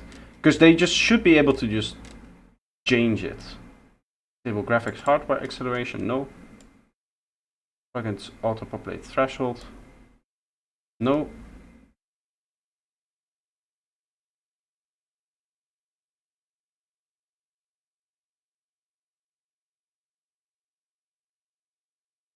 Don't combine APCs.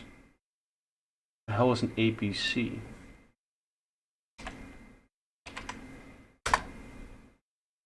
I'll just show this here. APC. It won't align and sync the session rings of multiple APCs so they can move independently. I think this is not plugin compensation. Yeah, I think it's the Akai sequencer. There's not much more in here. There's example options. I would like to see all of the options if possible. That would be nice.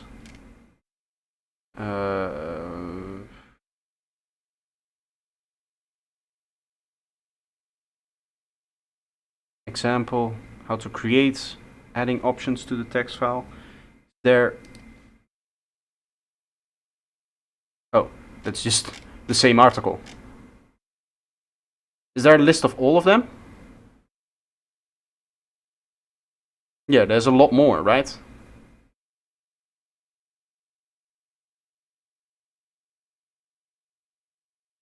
I don't think as I've disabled links in my YouTube chat, so you could send it to me on Discord. If you just post it like in resources, that would be a good place to put it.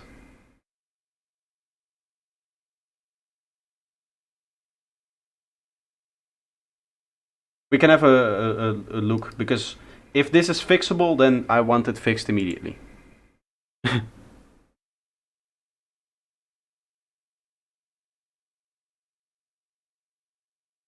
I'll browse some more.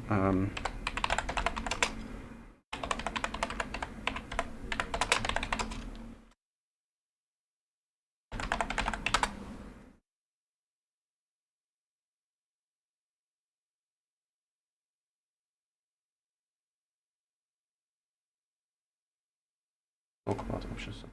10 hidden features. The hidden options guide. I just want all options.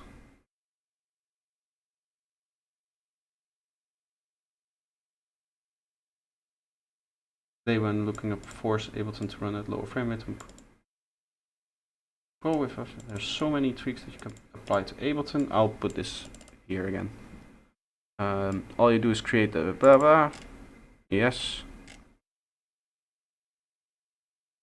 No auto arming. No VST. So device slots. That's not it.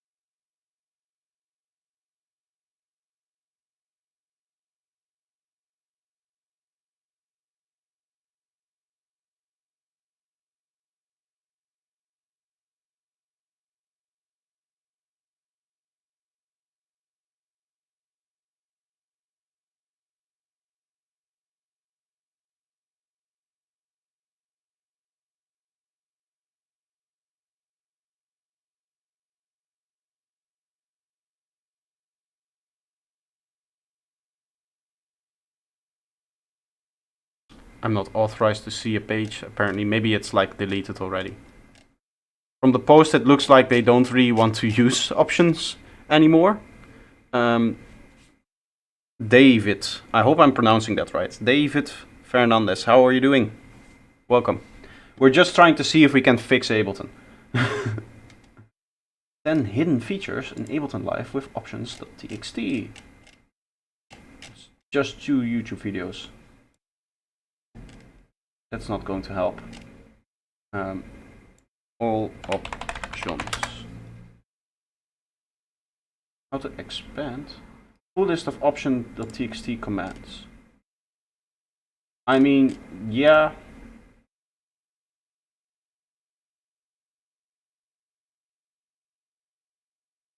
I did find a list of all of the options, but then it doesn't really explain what's happening.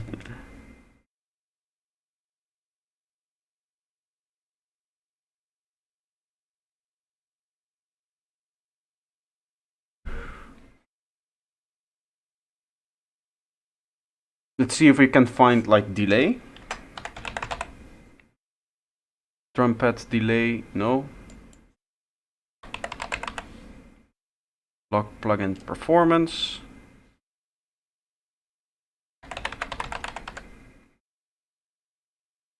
Mini monitor latency compensation. Let's see.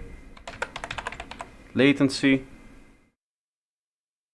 Additional latency for playthrough. We have another latency there. It doesn't look like it's in here. Does it give information about each one? No. This is just a dump of all of the things that are in here. But once we find one that kind of looks like it can do what we want it to do, then maybe it's We can Google it or something like that. I don't think there is anything. If it were in here to enable a different kind of plugin delay compensation, I would have known about it already, I think.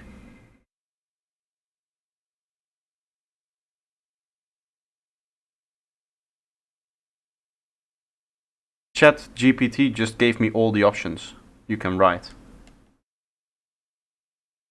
Okay, in that case, if it tells you what they do, then just drop it in here in the resources. Then I can look at it. Because you cannot link in my chat, my YouTube chat.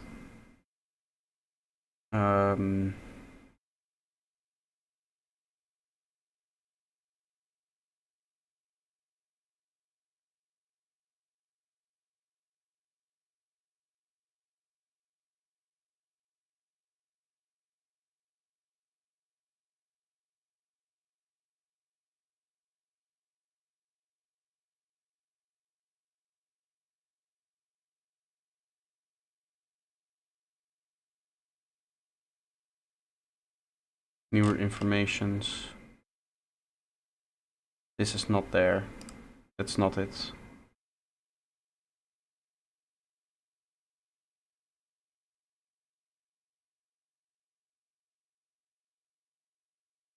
Auto-populate threshold, that's not it. List of options working in Ableton Live. Okay, again without any explanation. Made it. This is all ISO stuff. The only thing that I want to look at is this.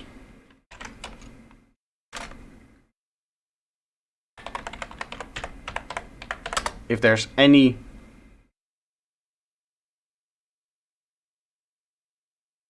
explanation on what they do. I mean, everybody mentions it, but nobody says what it does. She's cute. What? It's a website called Audio Sex. I shouldn't have expected more. What is the main problem? The plugin makes latency. Well, yeah, but that's not something you can fix. What you could fix is stuff like this, right? Where if you have LFO tool on a chain that has latency in it, that it's not compensated for within the chain. So you just get your kick at a weird spot. Go Gear Sluts. Yeah, I'm gonna assume that it's a better website than Gear Sluts, but I don't think by much.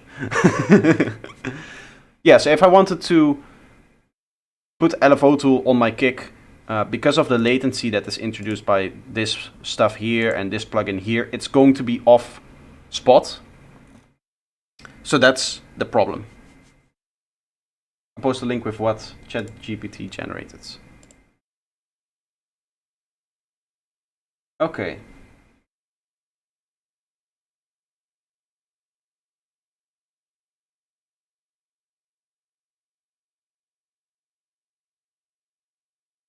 That's the threshold for auto-populating plugin folders. That's not what it does. The only thing that I know for certain what it does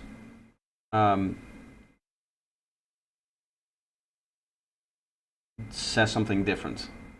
I don't know how well this works. It's also not showing the one thing that I wanted it to show, which is can I find it again? I think it's this. The additional latency for playthrough. I want to know what this does.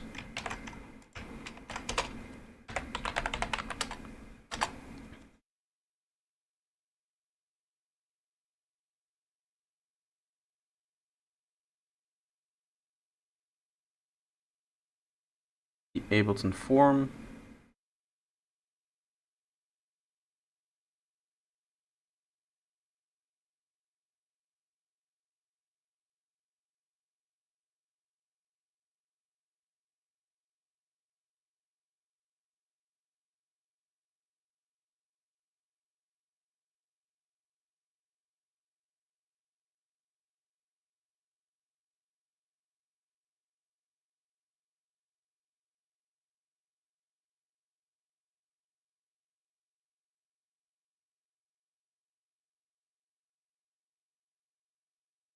Yeah, this does not explain what it does either.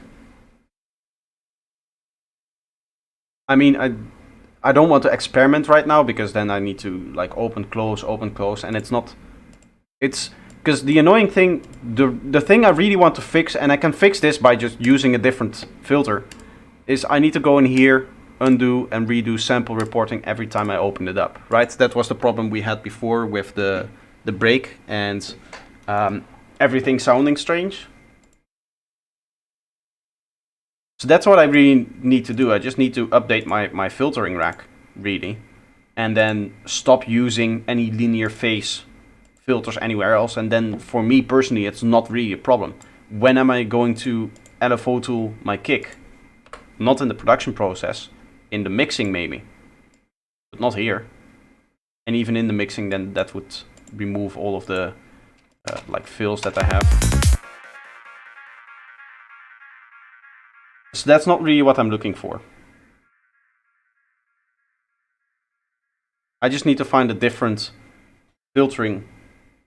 Well, there's not going to be a solution for that actually, thinking about it, right? Because any linear phase filter will introduce latency. And I want it to be linear phase because I don't want it to mess with the phase, which I've so carefully constructed for all of these baselines.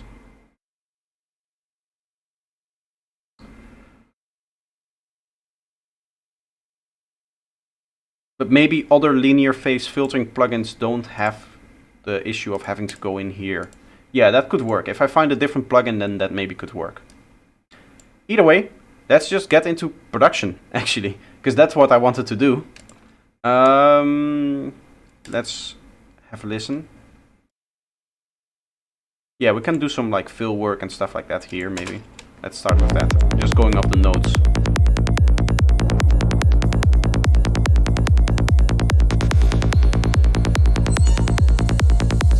Travel has really captured our imagination.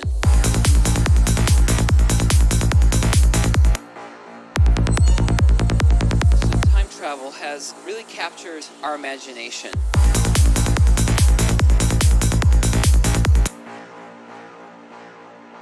Gearsluts changed their name to Gearspace. Now I got to know.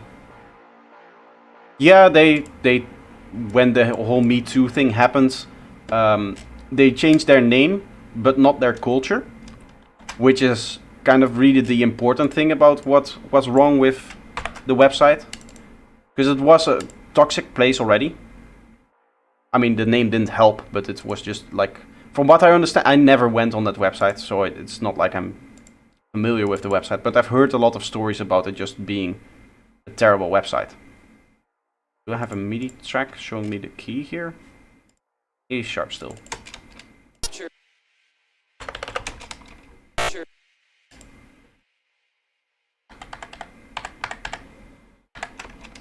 Our imagination.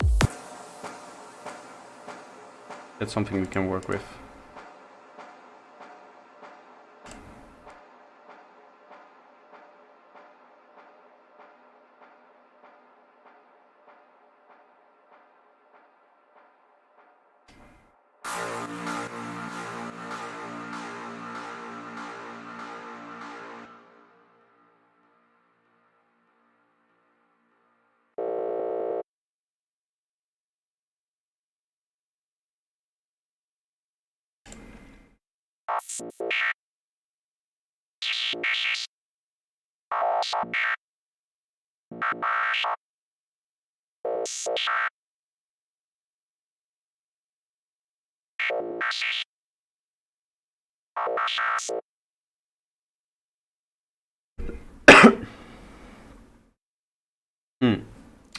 I want it to pan randomly, but I want it to be mostly in the center. Is there a way for me to do that?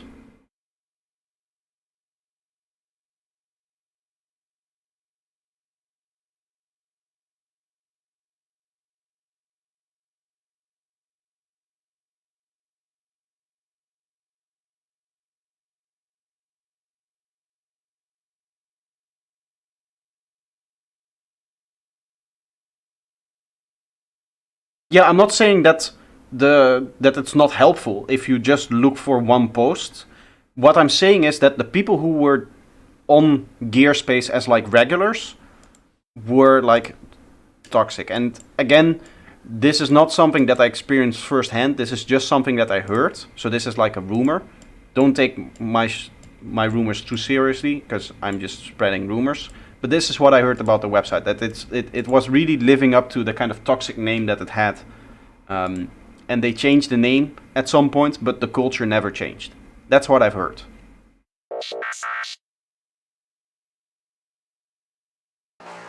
Time travel has really captured our imagination.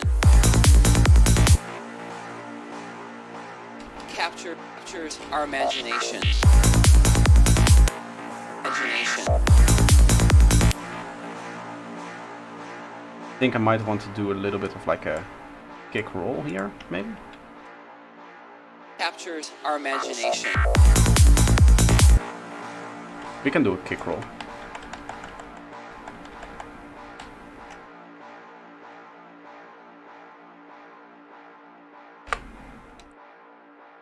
We go like this. Captures our imagination.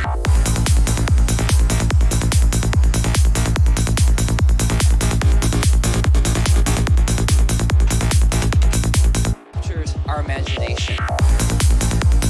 Captures our imagination. Captures our imagination. Captures our imagination. Captures our imagination.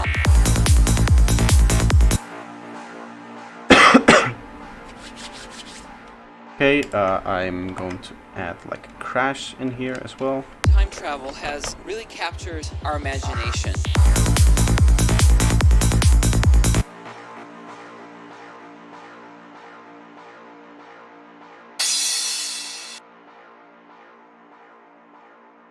Always unwarp your crashes. And then we can reverse them like this. Get rid of the transient of the crash, and then like that. And that should be good. Time travel has really captured our imagination.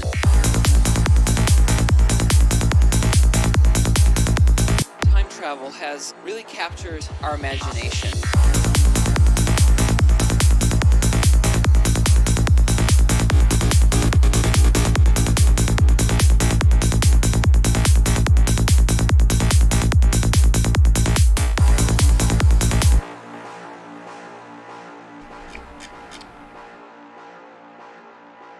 According to ChatGPT, you can input max returns per track, which enables you to unlock more return tracks.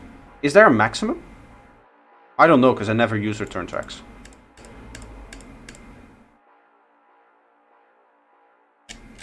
I mean, very, very sparingly. I've used it for experimentation, and I used to use it to route these groups through, which was a big problem, because I was routing them into return tracks and then back into the project itself in the master, and that's really not meant to happen. Ableton is really maximum by default is 12. Wow, I didn't know that.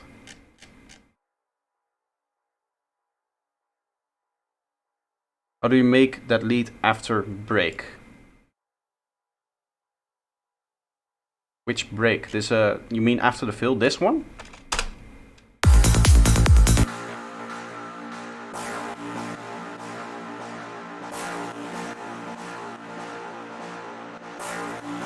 Why does it sound different now?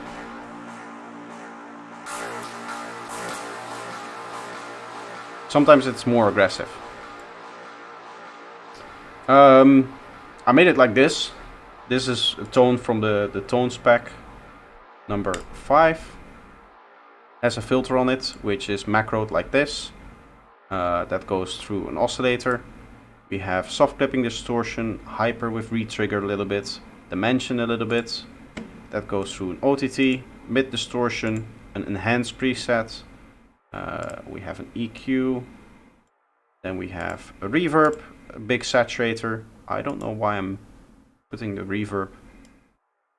A very long reverb on a before a saturator, apparently. And then we have a long delay. And then we have another reverb We have another enhance, we have more enhancements of the high end, and then finally a sidechain. Yes, so that's how to make it.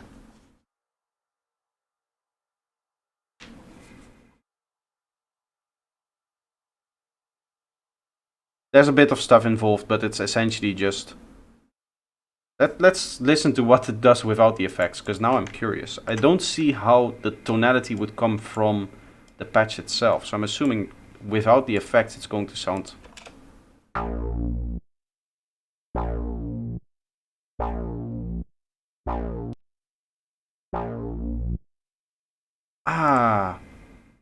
Wait. There's a problem. Yes, I see. I need to make it turn up like this. Because otherwise it's not going to reset the value. Give me a second.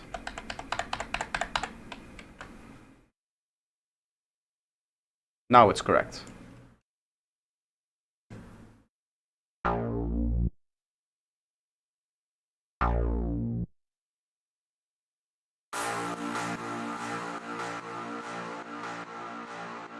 So there's just a lot of effect work turning it into that distorted sound, I guess.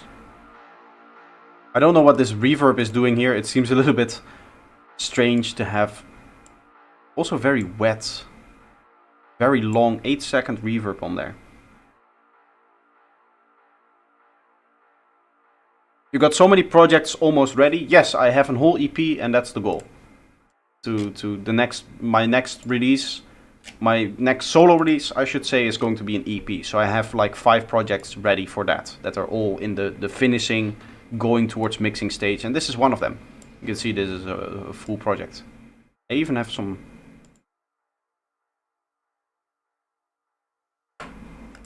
old stuff here. What's this?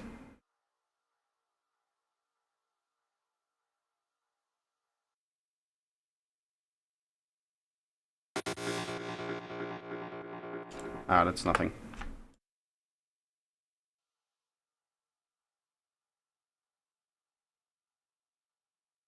Love saturating or distorting reverbs. Yeah, it sounds good, but 8 seconds is a little bit long, I would say. Maybe not. I mean, it works, so I'll just leave it like that. I like the sound.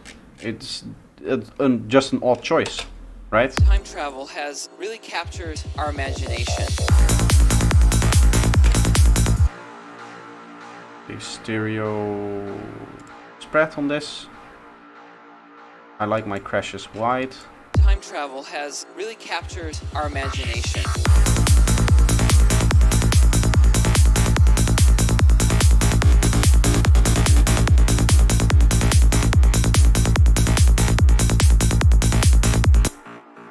It's a little bit boring sounding now still, so I want to just add more one-shots. They're all going to be in the same kind of style. Is this actually 2 beats long? No.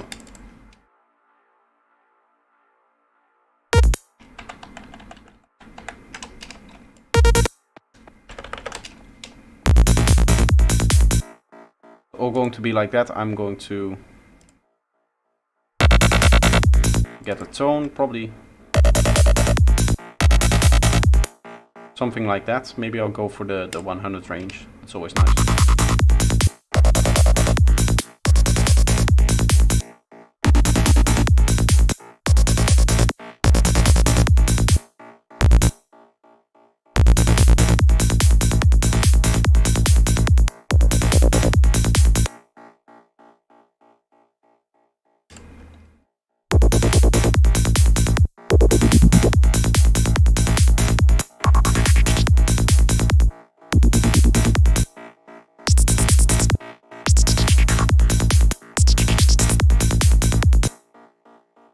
Something like that, maybe.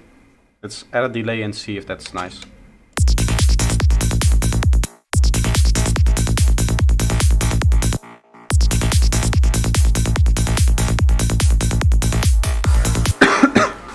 It can add a little bit to it, I think.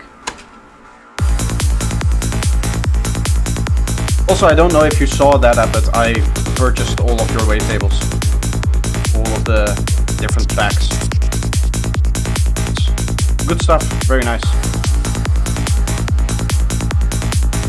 There's presets in here as well, I didn't even know that. Interesting. Thank you for the support. You're welcome. Glad that you're making them.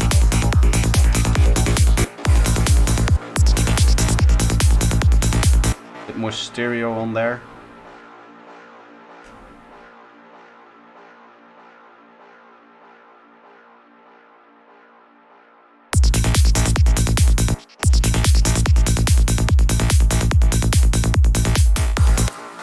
I'm slowly working on Side Tables Volume 5. Well, hit me up when you're finished and I'll buy it from you. Because I like the first 4. And it can only get better from here, no?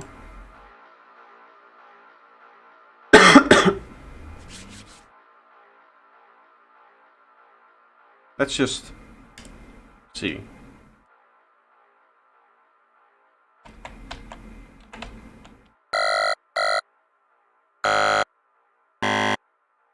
What? I'm in grain table. Let's go.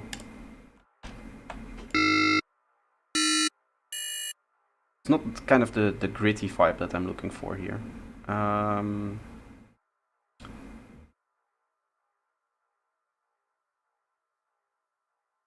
This is the bubble stuff. Format grid. Let's see.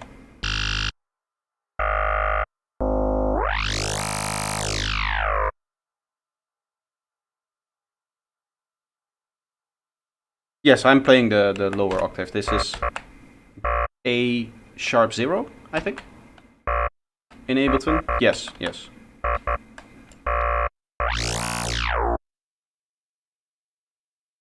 I just need the kind of gritty. That's not really it.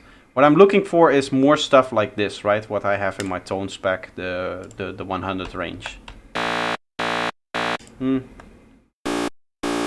Something like this. I'd like to have that, but modulatable. Yeah, it's FM, but it's not the traditional kind of FM, I would say.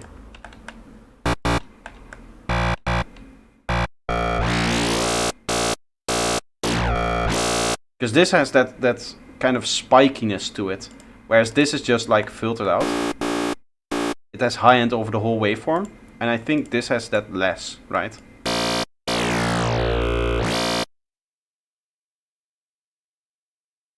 We can see FM tone maybe? No, not really.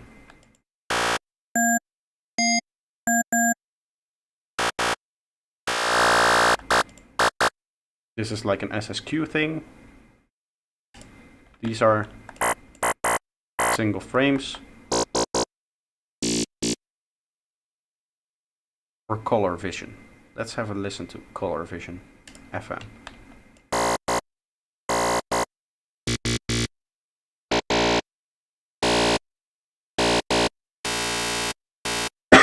There it is, something like that. We can combine the two actually. And then go like... Just kind of get your standard bandpass lead out there.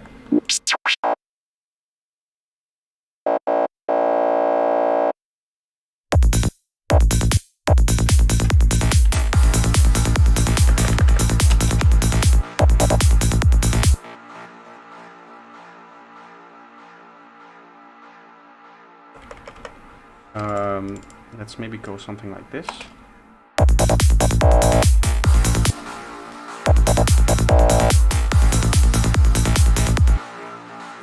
Is this the thing that does the...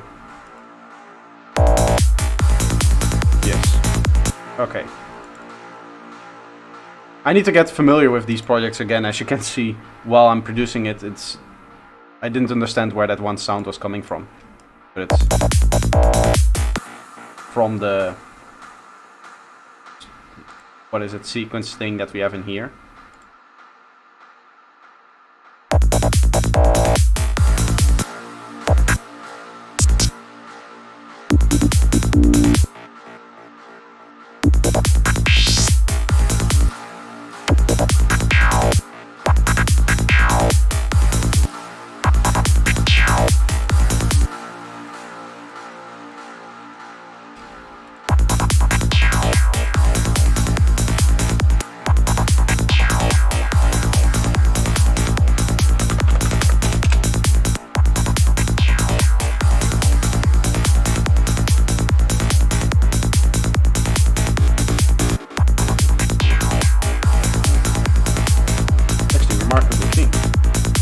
didn't add any effects on it, so.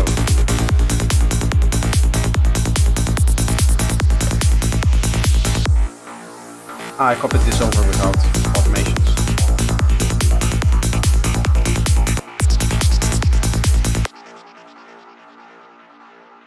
Can be a little bit lower for that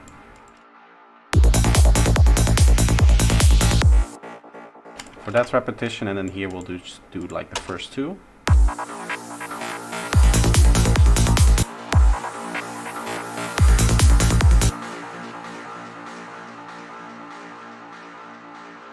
Thinking here, maybe this goes like that.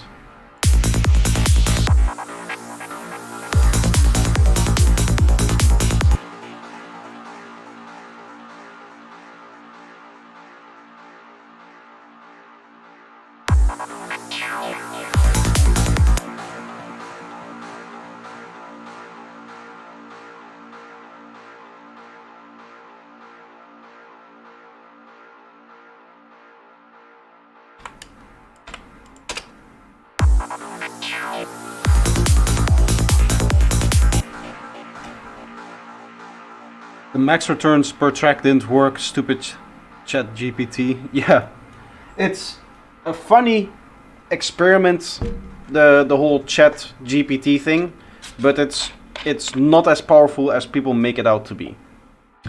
Because, and I saw this, there was a guy who was like, I want to test chat GPT and I want to see if it can formulate its own opinion. So it asked ChatGPT, what do you think about... No, not like that. He asked, explain to me why the future of AI is so positive, right?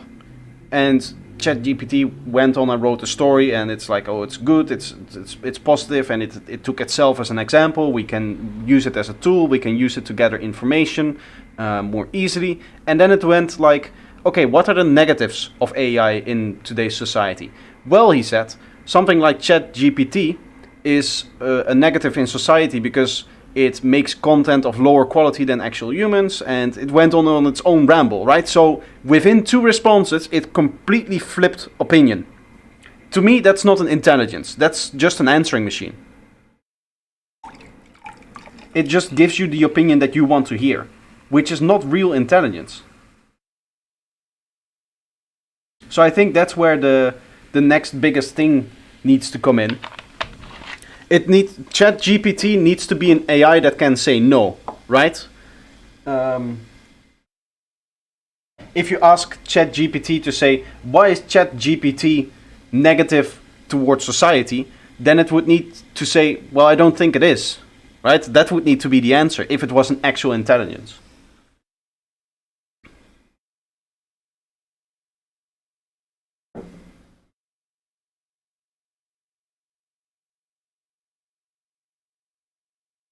Yeah, it's like Google Glass. Its data is based on information which humans have fed it. So it's not sentient in itself. Well, can it ever be then? Because if this is all then it's going to get, it's then...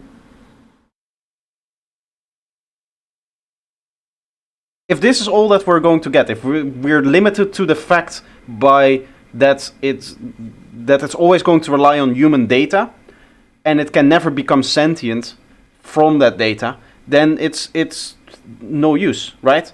Because you can ask it to do something, but it will never disagree with you. And then it's just going to formulate bullshit responses. Within the same breath, it will be able to both list out all of the negative reasons of AI on society, as well as all of the positive reasons. So it's not a real intelligence. It's just an answering machine, which is really funny for a couple of hours, and then it becomes boring. You cannot actually have a conversation with something that does not have an opinion. Because it doesn't stand by anything. You just change the question and it will have a completely different opinion on what you just asked it.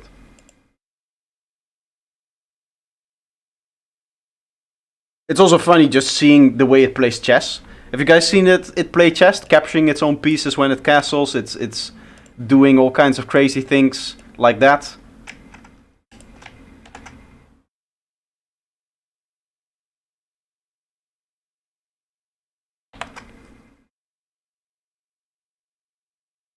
I view the development of that positively more than not.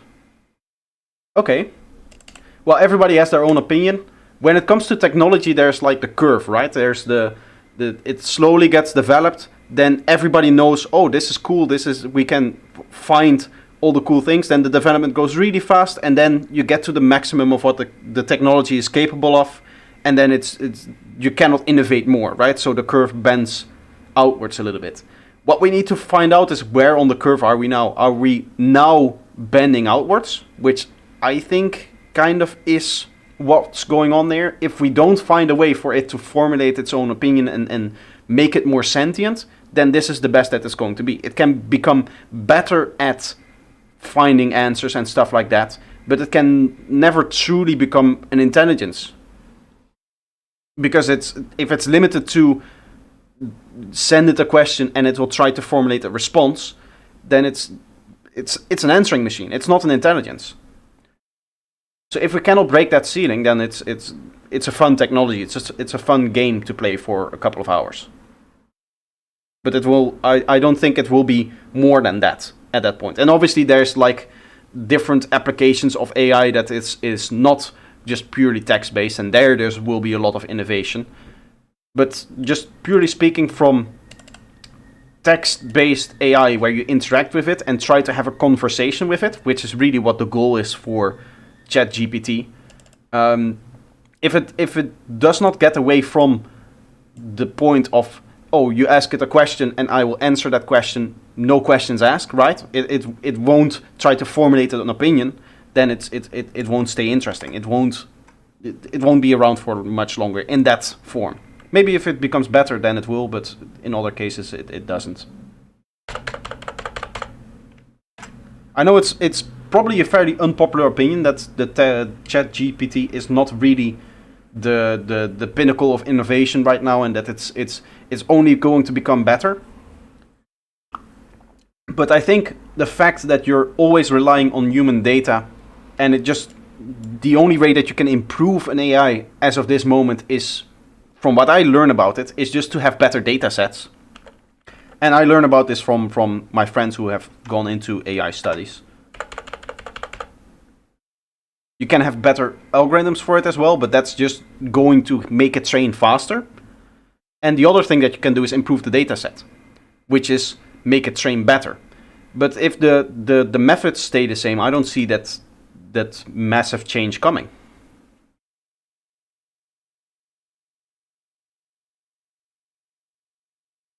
You can synthesize other people's voice for like $5 monthly. Yeah, in overall AI as a whole, there's a whole bunch of different applications.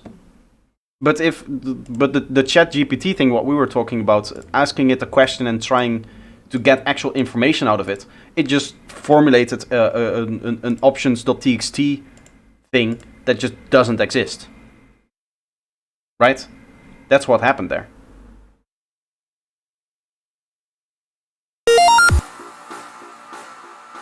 That's kind of exactly what I was going for, actually. Maybe a bit of bending on there.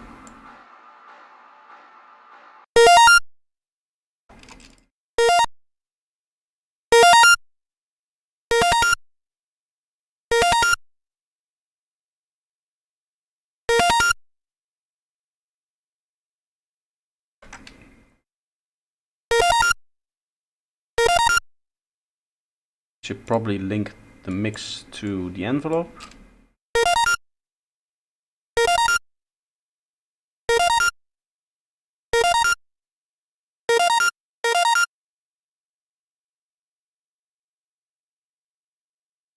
What's pretty cool is this website. I cannot see websites, links, stuff like that in the chat. I've blocked that for spam reasons. If I enable that, we'll get sex ads for hot single mamas in your area, that kind of stuff. There's a lot of things that I have to do to make sure that you guys don't get scammed. You cannot mention WhatsApp or Telegram in any way on my channel. Oh yeah, this person does not exist. I've heard about that. It's a cool thing.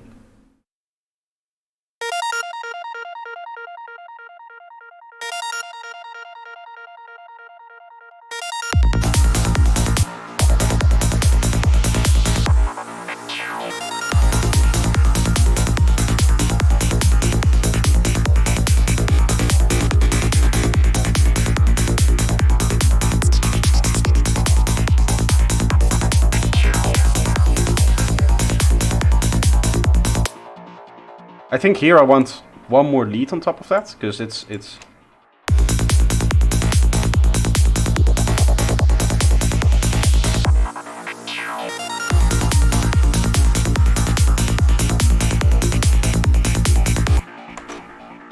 what do we have in here? We have this.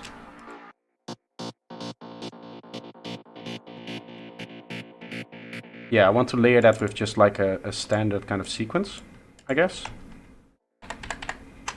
But also, this person does not exist is another good example of what we were talking about before. It's not always looking like natural, right? There are some cases in which it just doesn't look like a human. There will be like glasses that is one glass on the eye and then one down here or something like that. You need to click a few times before you get an actual usable picture. And sometimes, yeah, they're usable, but sometimes they just don't look good. And it's the only way that they can really improve that is going to be through better training data, as far as I understand it. Right? You want to eliminate, or it's not even more training, because you can overtrain an AI, which I don't know what that means, but it will not. I think it means that it won't be creative enough, and that it will take too much from the original source material and basically just regenerate what is already there in the data set, because there's like a balance in AI between, if you don't train it enough, then it's going to give you a lot of false, is that the right word? The errors, basically, the things that you don't want. And if you train it too much, it's not going to deviate enough from the data within the training set. So it's the whole problem with AI is that there's this curation between you need to have the right data set. The data set needs to be big. They always become bigger over time, right? They're always bragging about, oh, we used this many images for this data set, stuff like that. I'm going to try to convince the ChatGPT that 2 + 2 equals 5. Well, if you ask it to reason if that's the case, it will. I don't think it will say that it's actually 4. I think it will try to find some obscure reasoning for why 2 + 2 is actually 5 or something like that. If you ask it, why is 2 + 2 equal to 5? I think it will give you a reason for why that's a valid statement and not try to debunk your statement. I would love to see if it actually does. If it actually says, well, you're wrong. Because I've never seen it say that some input like is just plainly incorrect, right? It says I'm wrong? Oh, nice.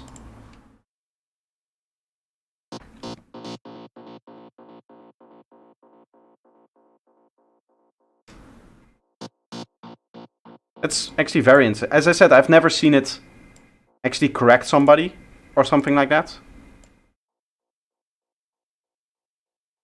I'm trying to go woke and say, I feel that it is.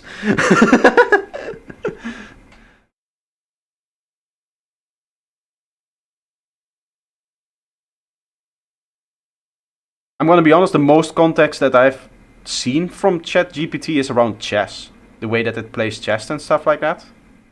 I say chest, but it's obviously chess. The videos that have come out of it making illegal moves. But you can also say that you made a move that you haven't made, right? Because it doesn't remember stuff. Like if you play a move a few times, right? Or not a few times. If you play a few moves, it won't remember the board position, right? So it will just try to play a queen where a queen is not capable of going or stuff like that. It will hop over pieces. It will play with pieces that have already been captured. I've even seen board positions where it just has 11 pawns or something like that. It just, every row has a pawn and then there's another one.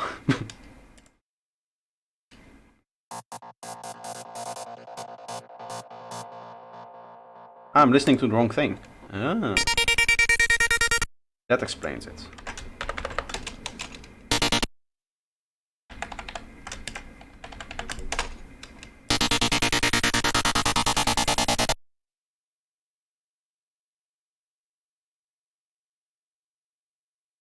It's going to be interesting to see the development of text-based AIs over the couple of years, but I'm not so certain that the hurdle of it becoming sentient is just going to be broken by extending the data set and finding better training methods. I think there needs to be a fundamental change in the way that AI works.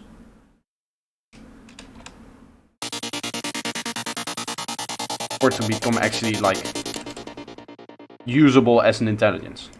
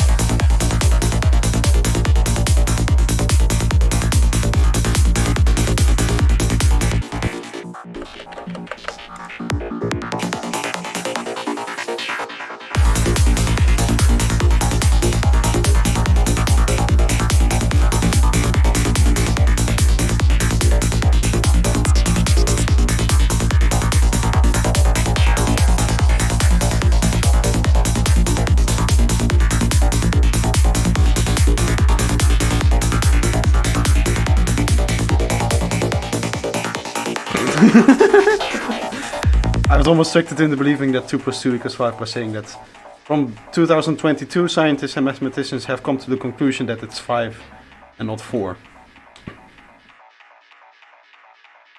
It still says it's probably unlikely but not 100% convinced. Well, at least we're making progress. It just reminds me of the time that Microsoft, in its very early development of an AI, when AI was like very early in development, they allowed an AI to have Twitter, and then Twitter immediately started interacting with Twitter, and within 2 weeks it was basically a Nazi, and all kinds of like bad stuff it was saying. So they like took it offline immediately because obviously like it's a PR nightmare to have that. The people were not convinced about the technology then, because there's just a bunch of Twitter users doing what they do best. They just immediately turn it anti-Semitic and having say horrible things about all kinds of minorities. But you should be able to, if it's like an AI that's like self-enforcing, you should be able, if enough people try to convince ChatGPT that 2 plus 2 equals 5, then at some point it should start believing it, no?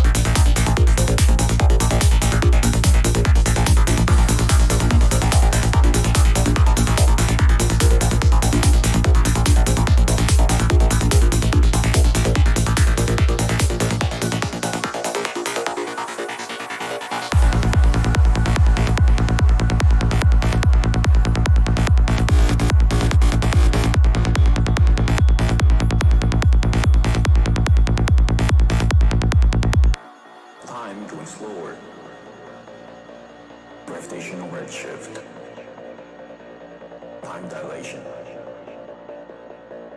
Einstein's relativity. Time going slower. Gravitational redshift. Time dilation. Einstein's relativity. I don't know what I meant by remove here. I don't think I wanted to remove a break like this. Because I like the break. Einstein's relativity. Time going slower.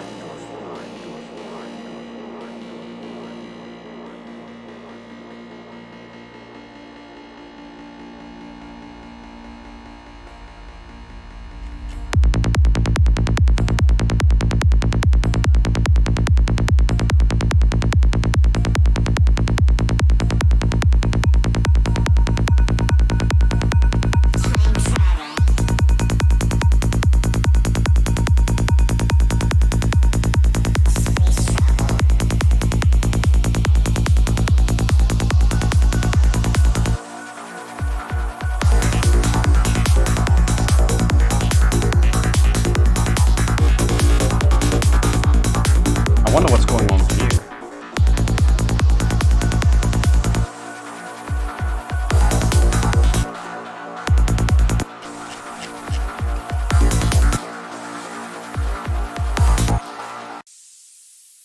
Is it in here? Ah, yes.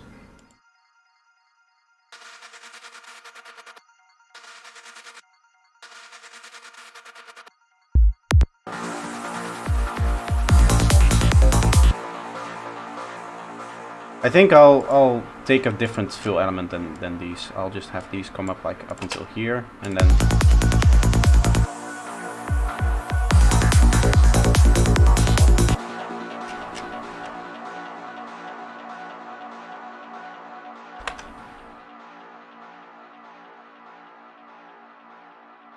you love music? Well, nice.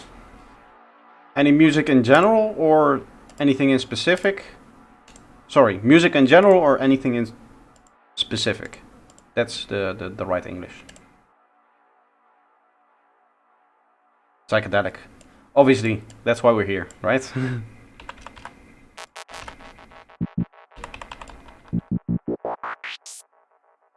I can distort this with 0 square and then maybe a bit more.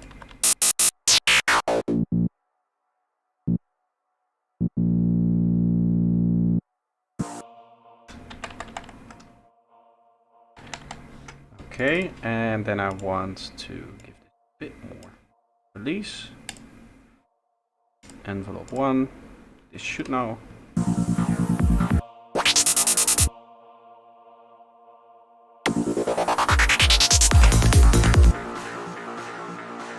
Nice, that should give it a little bit of extra power.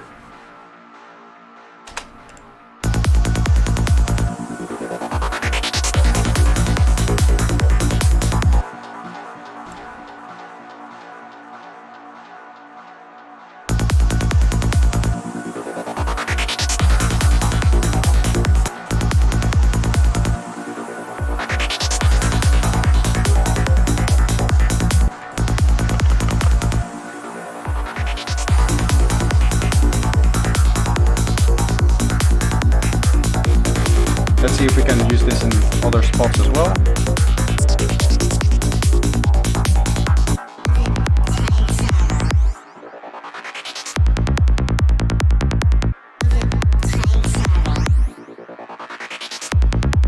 I can fix this with just putting this behind the delay.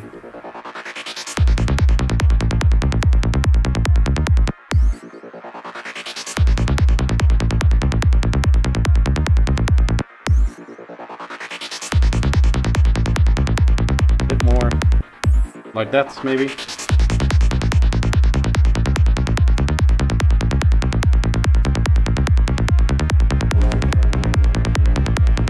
More delay still? I think that's enough, to be honest.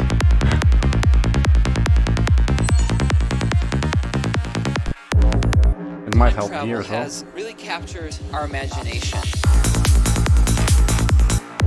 We have another sound in here. To be honest, I think it's enough delay.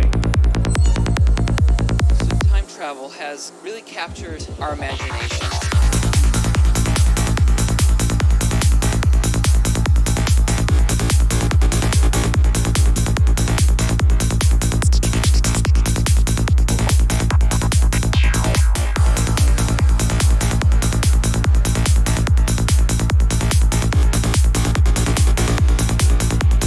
Bit on the low side here.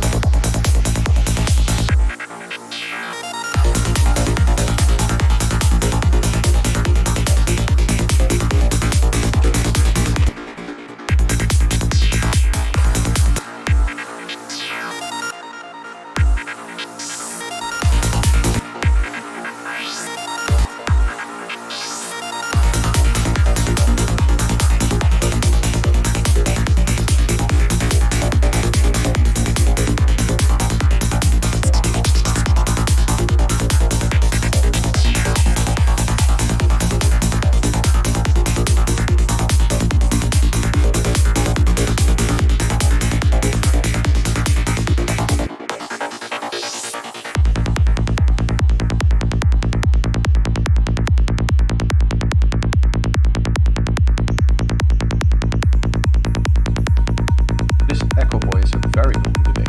95. Experts have been wrong on the feasibility of air travel, space travel. The problem with very long delays is that it becomes very annoying in the mix.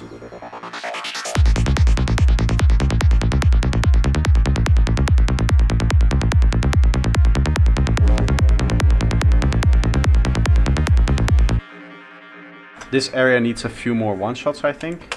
Like here.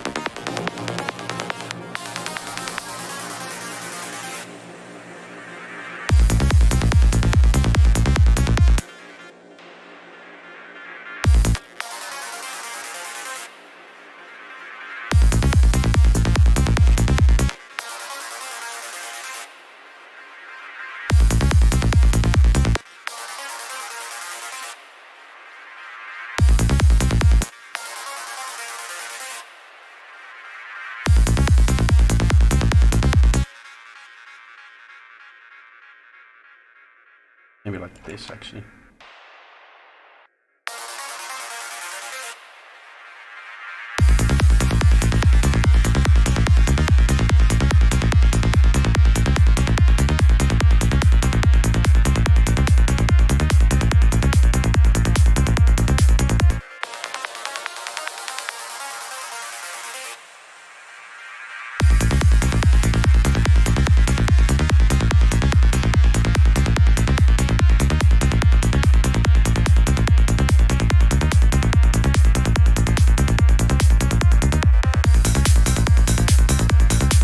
Probably have an input gain.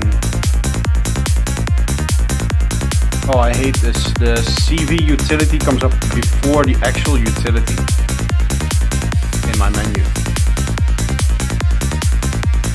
I'm trying to fix the kind of clash that we have here in the delay. I think by doing this.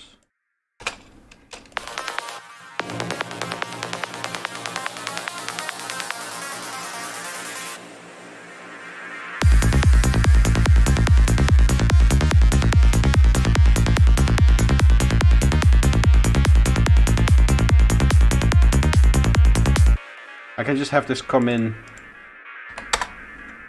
over a very long time, maybe.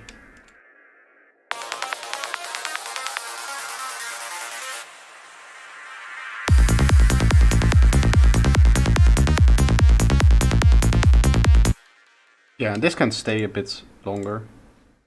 You can have this feedback open up a bit. That's why I favorite marked the utility. Well, yeah, no, it's not going to work for that for the menu, because this is just search based, right? If I click here, it searches up there and then it finds whatever the highest thing is.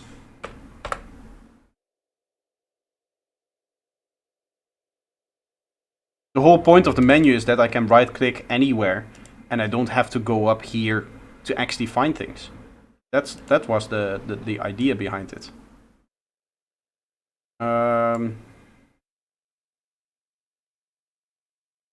Yeah, we can go up a bit here to this. But can't you categorize it yourself? Yes, only based on what's in the finder. If I go utility here, it will always find the first thing that whatever you write in here. Maybe if I like add something different to it, if I go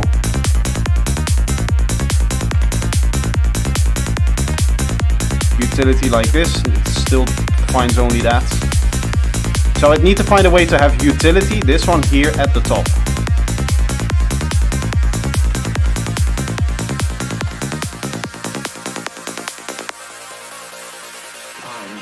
But I think you can, in the options file, exclude CV utility somehow. I don't know if you can exclude things. Can I even open it here? Yeah, I can. Wait. Time going slower. I can move Gravitational redshift. this. No? Time dilation. Wait. Einstein's relativity. If I go Time going slower. Gravitational redshift. configure menu. Time dilation. Because it's just like two lines. You have the thing that you want to show up in the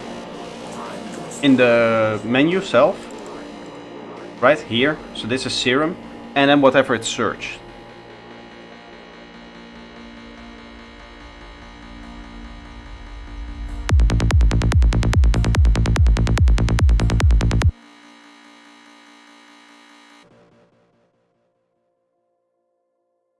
I don't even know which search system is used in here. Is there a way? Because the double quotes does do something.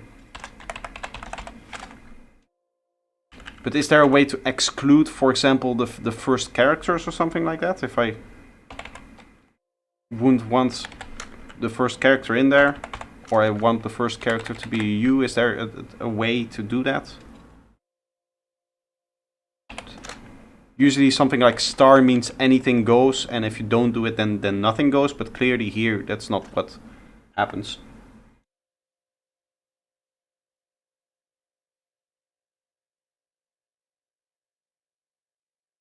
I could be wrong, but I used LES for a bit before, and I remember inputting the stuff myself. Yes, there is a method of doing...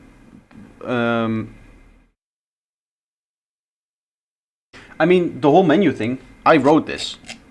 Obviously, this is something that I wrote. But there's things that I need to fix about it, because I just quickly and dirtily went through my whole plugin folder and categorized everything. Not even everything. So I did put that in myself, it's just that I cannot find the search term for utility to come up.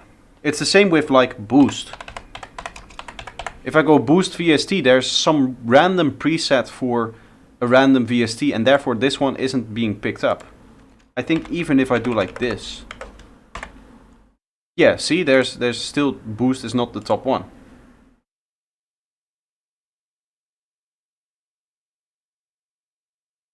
So if CV utility is there, can you remove it?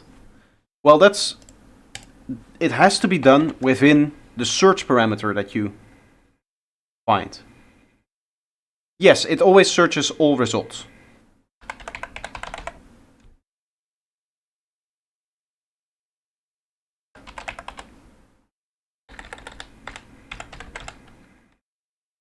It can exclude certain effects, but CV utility is also an audio effect. So it's in the same category even.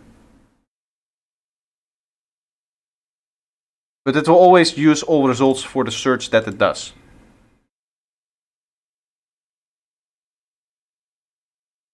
Oh, so you don't go to, for example, audio effects? No, because then it wouldn't find plugins. Because it's not dependent on what you click in, right? It just searches for something, and then if it's there, it will just take the first thing that's in the line. There isn't even a way, if I could just say, go in here into the, I don't have it open anymore, but if I were to go into the file and say, oh, instead of getting the first result, get the second, everything would be fixed. But that's not what happens. There's just like the search parameter and then it will find it. It's amazing, but it could be a little bit better. And I mean, let's be real, there's hundreds of menu items in here that are all set up and that all work properly, and then there's literally boost and utility that doesn't work. The rest all works for me. So that's nice. And it's a real time saver. It's so fast. If you don't have it and you don't have everything categorized in your LES system, then you really should, because it's like I save so much time just going in here and getting to know this and having all my plugins in here in one list ordered by category. I can order them by the amount of times that I use them. Obviously Serum is first. There's here as well, I have the Melda stuff up top, right? Because that's the stuff that I use the most. Here as well, my delays. These are a bit random order. I've started using more different plugins. One thing that I've noticed is now that I have a delay thing, for example, or a reverb thing, I've started to use a bunch of these reverbs that I had and knew that I had, but because I was always going to like the same reverb, I would just never go over it again. Help if you check again. Yes, I can see.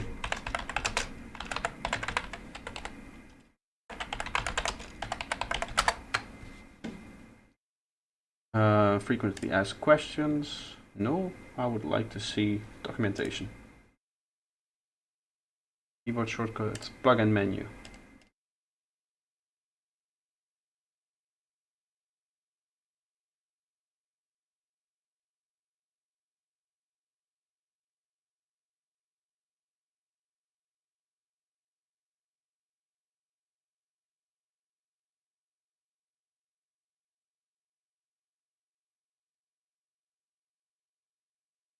The plugin menu is a highly customizable collection of shortcuts for the browser. It can, well, when you're done editing the config, reload.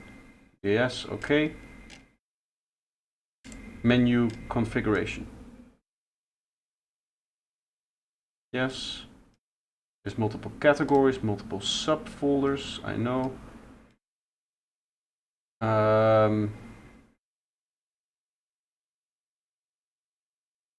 Allows up to 2,000 items, submenus included, so only the actual plugin entries count. Yes, every submenu should have at least one item in it, of course.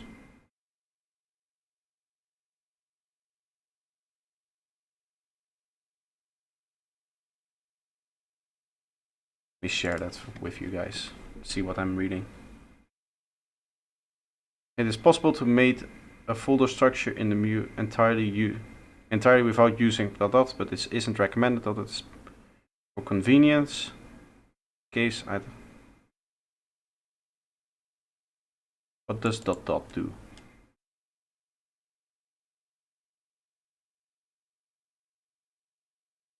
Every folder name only appears once.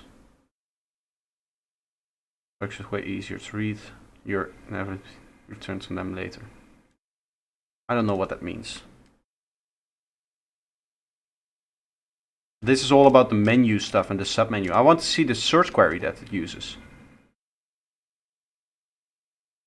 It just has this, right? The search query. But what are the tricks that I can use to make it search different things or have it take the second item off the list?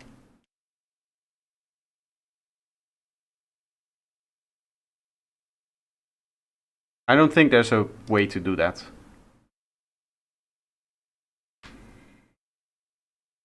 Oh. I didn't look at chat here. Wait. Let's go back. Details, immediate tricks, yes. Okay, so this is where we were before. This is all of the sub-menu stuff. It doesn't actually cover search queries. Oh.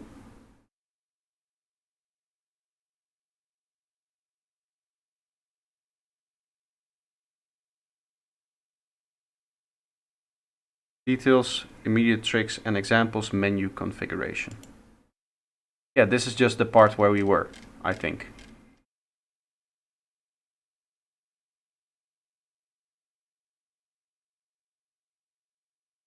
Self by clicking. What is insert where?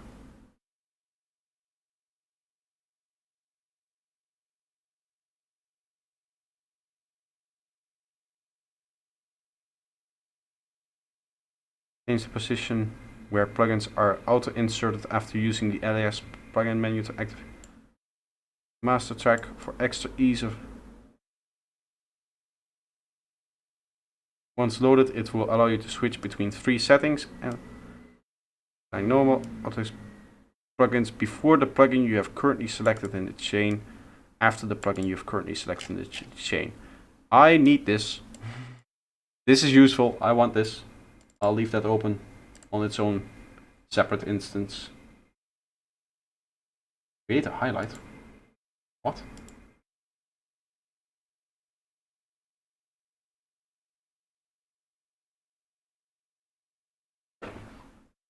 It's the issue is that this is not really an LES thing, it's an Ableton thing, right? Because it's the search query. At the end of the day, it's the Ableton search system that you're dealing with, not the LES system. I think I even have the whole manual for Ableton, don't I? These are all of the old thumbnails, don't worry about it.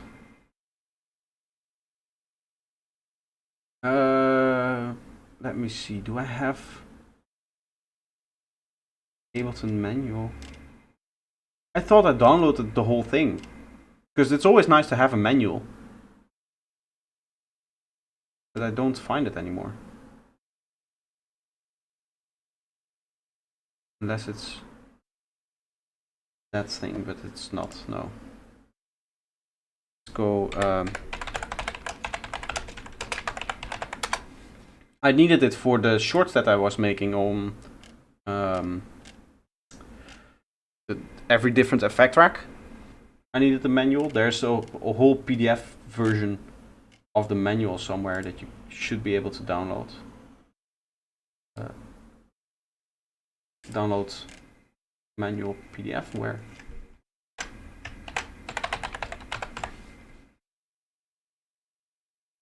Download PDF manual, there we are.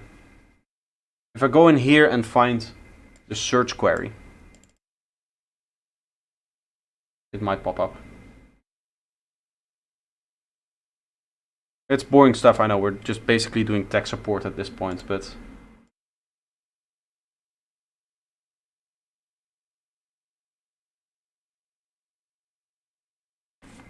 I do want to know, because it would make my life a lot easier.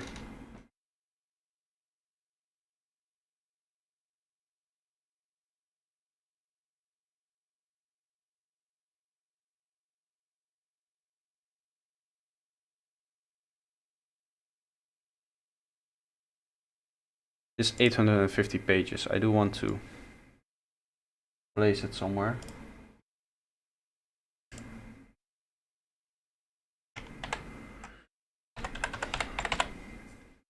Search.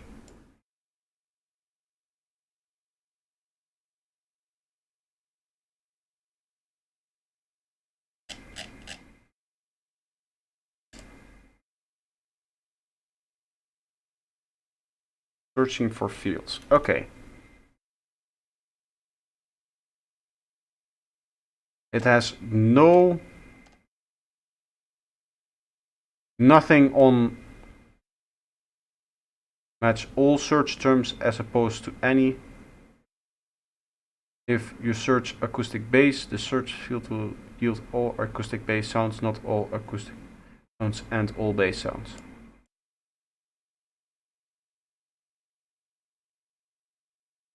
And now it goes off again away from the search. Maybe it's down below here.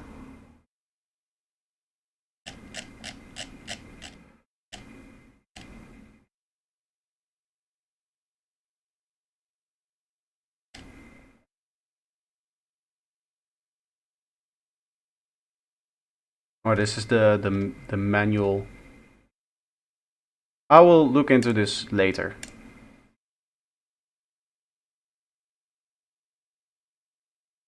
I just want to finish the track for once and boom, Ableton manual needed. Yes, I know. But I already finished one track today. So the original mission has been completed. This is the second production of the day. So actually, it's I'm allowed to take the manual now. It's okay. But I'll continue to work on this either way. This is nice. We kind of have this delay from this kind of staying in here when the new leads come on top of it, which was kind of the goal. What I finally want to do is stereo spread them over this time. That should hopefully make it a little bit.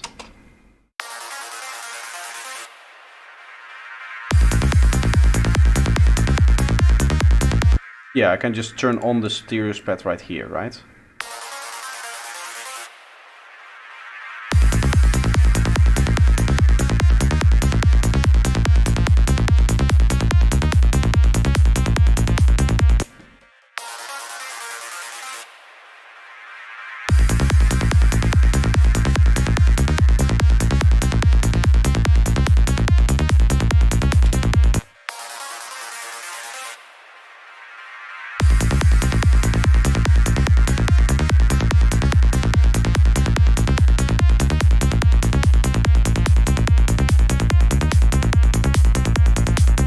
Okay.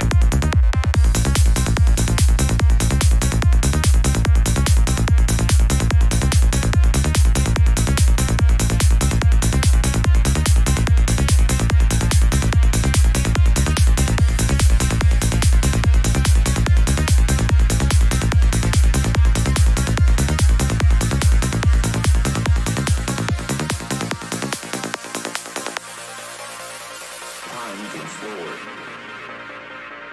Gravitational redshift. Time dilation. Einstein's relativity. Did I have kick and bass in this part? Time moves forward. Gravitational redshift. Very little kick and bass, like right here maybe. Time moves forward. Or at the end. Time dilation. Einstein's relativity. Time moves forward. Very strange.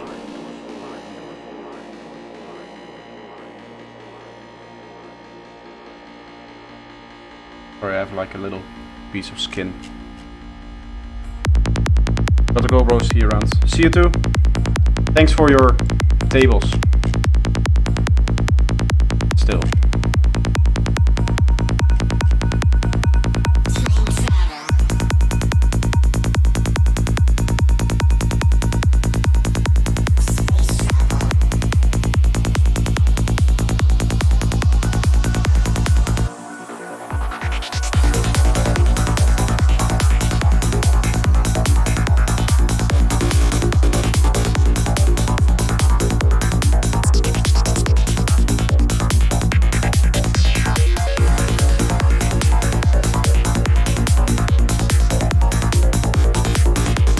That upside the table guy, yes.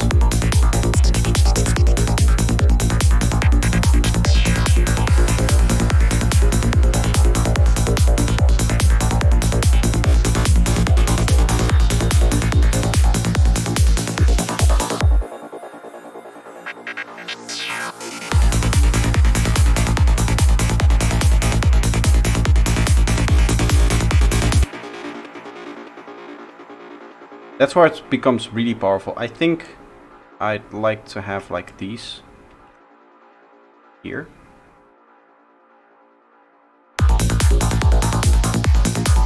Maybe like this.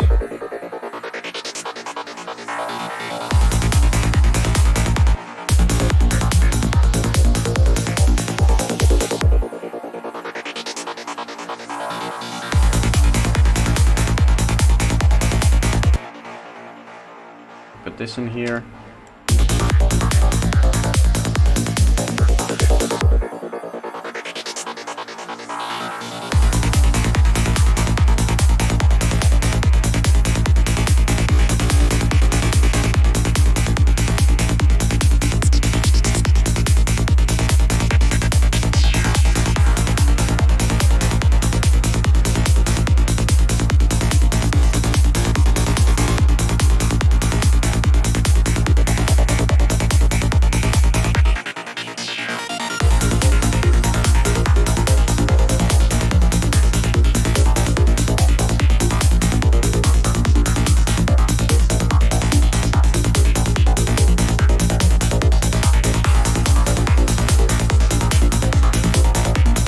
I don't really know where I want to go with this track. It's pretty full, I would say. I think we're pretty close with this one as well to like the mixing stage.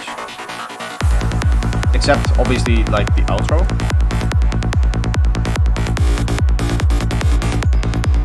But honestly, for the outro, what I could just do is just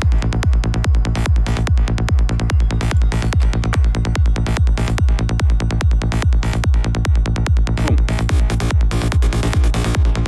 Outro. I know I wanted one more section, but that's good, right? 1, 2, 3, 4, and then an outro. This one is even bigger than the standard. I think that's good.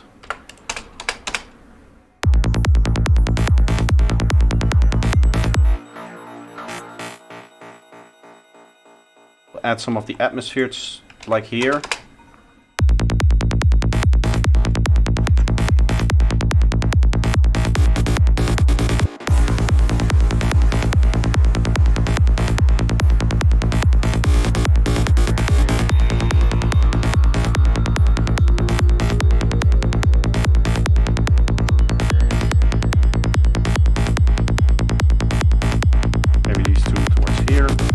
I don't even know what this is. I'm just adding random things.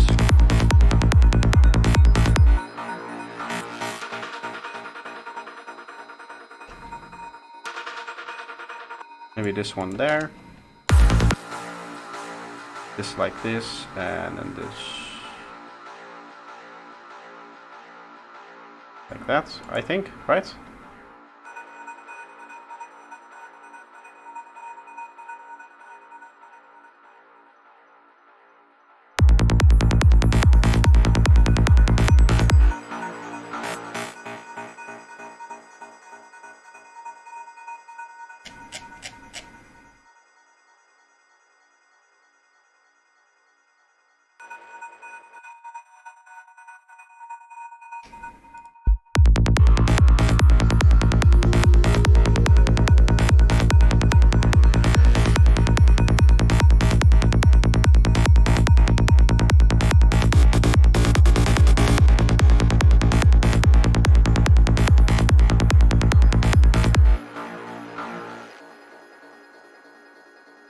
This doesn't really make sense for that to be here. That can go.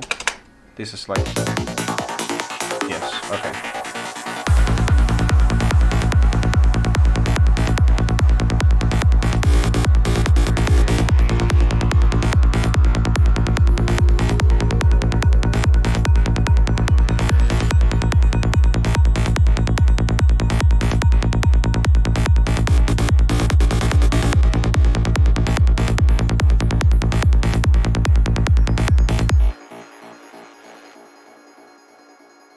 And then it just finishes. I mean, that works.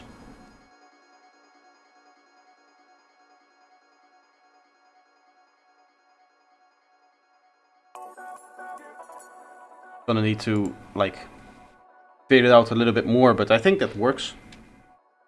Makes the track a little bit shorter as well, which doesn't really hurt it. I mean, it's now just under 8 minutes, whereas before it was like over. And I don't want all of the tracks to be... For me, 7 minutes is like the standard. Between 7 and 8 is the standard for psytrance. Between 6 and 7 is on the short side. And if you go above 8 minutes, to me it feels like you're making an anthem. Like, there should be this like big production, right? There's a lot of things going on. You have a lot of different themes that you can employ throughout the whole track and stuff like that. I don't want every one of my tracks to be an anthem. That's kind of how I look at it. It's a little bit of a superficial way of thinking about the way that we produce, but still. That's kind of the feeling that I have. I don't want to try to go over 8 minutes with all of my tracks. I'm gonna be honest, I'm pretty done creatively right now. I would say that this is also in the same stage in the sense that it's right around that area where it's like finished and going into mixing. So I just need to leave this track as well for a couple of days, maybe a week, and then listen to it one more time in the production phase, and then I can start to mix this, to prepare this for mixing. Same with the track that we finished before. So I actually finished the main production stage of the track, of 2 tracks today, which is double what I wanted to do. So that's nice. So I'm going to end it here. Before you guys leave though, I want to talk a little bit about the thumbnails again, because I want a little bit more input on thumbnails 2.0. I'm going to make like a 3.0 version, I think, where I take into account the things that have already been said, mainly trying to go for a black banner, not per se black, but just taking this orange that we have here and making that black, so the streak will stay. I'm going to make it slightly taller. I'm going to slightly increase the fonts, and I'm going to go back to the black outline. Right, like that. Or maybe the white outline, or maybe no outline, depending what looks best on the black background. If there's anything else that you want to say about the thumbnails, do it now, because after the stream I'm going to be working on them and I can take that into account. That's the only thing that I wanted to say and the only thing that I wanted to let you guys know about. For those that cannot find it, you have to go to general form and then there will be a post here. Which, by the way, general form is now open. It's been open for a while. You can post things here if you think that this will be a if you think something is like a long discussion that is interesting for people to read later on, or that you really want to keep on its own as its own topic, then you can post it here. That's obviously where forum is for, as opposed to all of the stuff down here. This is just for chatting, I would say. So yeah. Other than that, Sunday we will have a challenge. I will need to come up with an idea for the challenge, but I'll try my best. Other than that, I don't have to say anything. Thank you guys all for the stream today. We had a little bit lower viewer number than usual, but that's no problem. It was just chill stream and we had a lot of fun. I finished 2 tracks, so I was productive as well, so that's nice. But yeah, I'm going to end it here. I hope you guys enjoyed and I hope to see you in the next one. Bye bye.